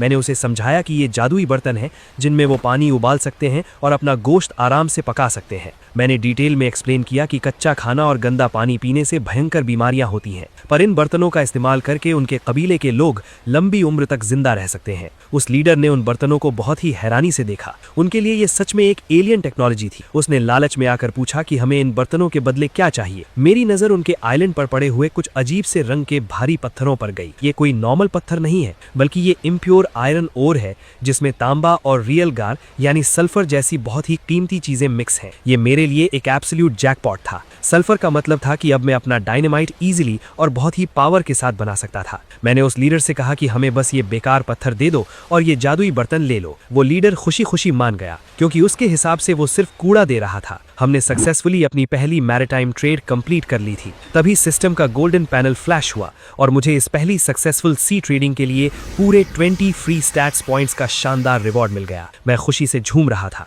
मैंने एक जानवर की खाल का टुकड़ा लिया और उस आइलैंड की लोकेशन को एक मैप पर ड्रॉ कर लिया। मैं एक पूरी नेवल ट्रेड रूट एस्टैब्लिश कर रहा था। हमारा सफर अभी खत्म नहीं हुआ था। हम उस आइलैंड से बहुत सारा आयरन ओर और सल्फर लेकर आगे बढ़ गए। कई और छोटे छोटे आइलैंड्स पर हमने ट्रेड किया और अपना मैप तैयार किया। फाइनली कई दिनों की लगातार सेलिंग के बाद हम एक बहुत ही बड़े और खौफनाक दिखने वाले आइलैंड पर पहुंचे। ये आइलैंड बाकी सबसे बहुत अलग और मनहूस लग रहा था। यहाँ के पेड़ों पर अजीब से निशान थे और हवा में एक बहुत ही गंदी सी सड़ंद थी। जैसे ही हम समंदर के किनारे उतरे, मेरे वॉरियर्स के पैरों के नीचे कुछ अजीब सी चीजें टकराईं। हमने नीचे देखा तो वो इंसानों की खोपड़ियां और हड्डियां थी। पूरा किनारा इंसानी कंकालों से भरा हुआ था। ये भयानक नजारा देखकर मेरे वॉरियर्स के पसीने छूट गए। मुहोंग ने घबराते हुए कहा कि बॉस, ये जगह बहुत ही डरावनी है। मुझे लगता है कि ये किसी कैनिबल ट्राइब यानी नरभक्षी कबीले का आइलैंड है। वो लोग इंसानों को मार कर खाते हैं। मैंने उसे शांत रहने को कहा। मुझे डर नहीं लग रहा था, बल्कि मेरे अंदर एक अलग ही एक्साइटमेंट थी। मैं अपनी पूरी फोर्स और अपने सेबर टूथ टाइगर शाओबाई के साथ उस आइलैंड के अंदर वाले घने जंगल में घुस। कुछ ही दूर जाने पर हमने देखा कि वहां एक बहुत बड़ी आग जल रही और कुछ खूंखार दिखने वाले प्रिमिटिव लोग एक बूढ़े आदमी को रस्सियों से बांधकर उस आग के पास ला रहे थे। वो लोग जोर जोर से चिल्ला रहे थे कि इस दुश्मन को भून कर खाएंगे। वो बूढ़ा आदमी डर के मारे चीख रहा था और अपनी जान की भीख मांग रहा था। मैं बिना डरे सीधा उन कैनिबल्स के सामने पहुंच गया। मुझे देखकर वो सब पूरी तरह से चौंक गए। उनका लीडर आगे आया और उसने अपनी खून से सनी हुई कुल्हाड़ी मेरी तरफ करके कहा कि तुम लोग कौन हो जो हमारा शिकार छीनने आए हो। उसने कहा कि तुम लोग भी सिर्फ हमारे लिए गोश्त हो और आज रात हम तुम्हारी भी दावत उड़ाएंगे। मैंने एक बहुत ही एल्फा और कोल्ड स्माइल के साथ उसे देखा। मैंने कहा कि हम यहाँ तुमसे लड़ने नहीं बल्कि ट्रेड करने आए हैं। मैंने कहा कि हमें तुम्हारे वेपन और रिसोर्सेज चाहिए और बदले में हम तुम्हें काम की चीजें देंगे। उस कैनिबल लीडर ने बहुत ही घमंड से कहा कि उन्हें सिर्फ इंसानों का गोश्त चाहिए और कुछ नहीं। तभी वो बूढ़ा आदमी जो बंधा हुआ था, उसने मेरी तरफ देखकर जोर से चिल्लाया कि वो कोई कैनिबल नहीं है। उसने रोते हुए कहा कि उसका कबीला इन दरिंदों ने तबाह कर दिया था और उसे जिंदा पकड़ लिया था क्योंकि वो नए नए टूल्स और हथियार बनाने में बहुत बड़ा एक्सपर्ट है। उसने कहा कि वो एक इन्वेंटर है। ये सुनकर मेरा मॉडर्न दिमाग तुरंत एक्टिव हो गया। एक प्रिमिटिव इन्वेंटर मेरे एम्पायर के लिए बहुत काम आ सकता था। मैंने उस कैनिबल लीडर से कहा कि मैं ट्रेड करने को तैयार हूं, पर मेरी एक शर्त है। मैंने कहा कि मैं अपने कुछ आदमियों को तुम्हारे कबीले में भेजूंगा ताकि वो देख सकें कि तुम लोग सच में ट्रेड के लायक हो या नहीं। वो लीडर अपनी खौफनाक हंसी हंसते हुए मान गया, पर मेरे दिमाग में कुछ और ही चल रहा था। मैंने उस बूढ़े इन्वेंटर को अपने साथ शिप पर चलने को कहा ताकि वो हमारी ग्रेट वेस्टलैंड ट्राइब की असली ताकत देख सके। हम उस बूढ़े इन्वेंटर को लेकर अपनी बस्ती वापस आ गए। जब वो बूढ़ा इंसान हमारी ग्रेट वेस्टलैंड ट्राइब के मेन गेट से अंदर दाखिल हुआ तो उसकी आंखें फटी की फटी रह गईं। उसने अपनी पूरी जिंदगी में सिर्फ छोटी छोटी झोपड़ियां और जंगली जानवर देखे थे, पर यहाँ उसे विशाल पक्की दीवारें, लोहे के हथियार पकड़े हुए गार्ड्स, गोल्डन राइस के लहराते हुए खेत और वो मैसिव ट्रेब्यूशेट्स दिखाई दी। वो लिटरली सदमे में था। उसने कांपते हुए हाथों से एक पक्की ईंट को छुआ और रोने लगा। उसने कहा कि ये कोई इंसानी बस्ती नहीं हो सकती, ये पक्का किसी भगवान का बनाया हुआ शहर है। मैंने उसे अपने पास बुलाया और उसे वो जानवरों की खाल दिखाई जिस पर मैंने हानजी यानी चाइनीज कैरेक्टर्स लिखे हुए थे। मैंने उसे एक्सप्लेन किया कि ये राइटिंग है और इससे हम अपनी पूरी नॉलेज को हमेशा के लिए रिकॉर्ड कर सकते हैं। वो बूढ़ा आदमी वो रिटन वर्ड्स देखकर पूरी तरह से टूट गया। उसने मेरे सामने अपने घुटने टेक दिए और फूट फूट कर रोने लगा। उसने कहा कि वो पूरी जिंदगी सिर्फ छोटे मोटे टूल्स बनाता रहा, पर मेरी ये राइटिंग इन्वेंशन दुनिया की सबसे बड़ी ताकत है। उसने गिड़गिड़ाते हुए कहा कि बॉस, मुझे वापस उस नरभक्षी कबीले के पास मत भेजिए, मुझे यहीं अपनी गुलामी में रख लीजिए। मैं आपकी सारी नॉलेज को इन पत्थरों और खालों पर लिखने का काम करूंगा, मैं आपकी हिस्ट्री रिकॉर्ड करूंगा। उसकी ये डिवोशन देखकर मुझे बहुत सेटिस्फैक्शन फील हुआ। मैंने उसे उठाकर अपने गले से लगा लिया और कहा कि आज से तुम मेरी ग्रेट वेस्टलैंड ट्राइब के चीफ हिस्टोरियन हो। पर मैंने उसे एक बहुत ही सीरियस लुक दिया। मैंने कहा कि तुम्हें एक बार वापस उस कैनिबल आइलैंड पर जाना होगा, तुम्हें जाकर उस कैनिबल लीडर को बताना होगा कि हमारी बस्ती कितनी ज्यादा अमीर और ताकतवर है। तुम्हें उनके अंदर लालच पैदा करना होगा ताकि वो खुद चलकर हमारे ट्रैप में आए। वो बूढ़ा आदमी मेरा प्लान समझ गया और उसने पूरे रिस्पेक्ट के साथ अपना सिर हिलाया। वो मेरे एम्पायर के लिए अपनी जान दांव पर लगाने को तैयार था। कुछ दिनों बाद हम उस बूढ़े आदमी को लेकर वापस उस कैनिबल आइलैंड के किनारे पर पहुंचे। हमने अपना शिप किनारे पर खड़ा कर दिया। वो बूढ़ा आदमी उस कैनिबल लीडर के पास गया और उसने मेरी सिखाई हुई स्क्रिप्ट के हिसाब से सब कुछ सच सच बता दिया। उसने बताया कि हमारे पास कितने सारे रिसोर्सेज, खाना और हथियार हैं। ये सुनते ही उस कैनिबल लीडर की आंखों में लालच और खून सवार हो गया। उसने अपनी पूरी खूंखार आर्मी को इकट्ठा किया और जंगल से बाहर समंदर के किनारे की तरफ दौड़ा। उसका प्लान था कि वो हम सबको मारकर खा जाएगा और हमारा वो विशाल शिप और सारा खजाना लूट लेगा। वो बहुत ही ज्यादा ओवर कॉन्फिडेंट था। जब उसकी आर्मी समंदर के किनारे पहुंची तो उन्होंने देखा कि हम सिर्फ मुट्ठी भर लोग वहां खड़े थे। कैनिबल लीडर जोर जोर से हंसने लगा और उसने अपने आदमियों को हम पर टूट पड़ने का ऑर्डर दिया। वो जंगली भेड़ियों की तरह हमारी तरफ भागते हुए आए, पर उन्हें बिल्कुल भी अंदाजा नहीं था कि उनका सामना किससे हो रहा था। मैंने अपना सिस्टम इंटरफेस ओपन किया। मेरा ruler of the land level 2 बफ पूरी तरह से एक्टिव था। मेरे वॉरियर्स के शरीर में एक सुपर ह्यूमन स्ट्रेंथ और स्पीड दौड़ रही थी। मैंने सिर्फ एक इशारा किया और मेरे वॉरियर्स ने अपने लोहे के हथियारों के साथ उन कैनिबल्स पर काउंटर अटैक कर दिया। बॉस, वो लड़ाई नहीं थी, वो एक तरफा स्लॉटर था। मेरे बफ्ड वॉरियर्स ने उन नरभक्षियों को हवा में उछाल उछाल कर मारना शुरू कर दिया। उनके प्रिमिटिव हथियार हमारे लोहे के वेपन्स के सामने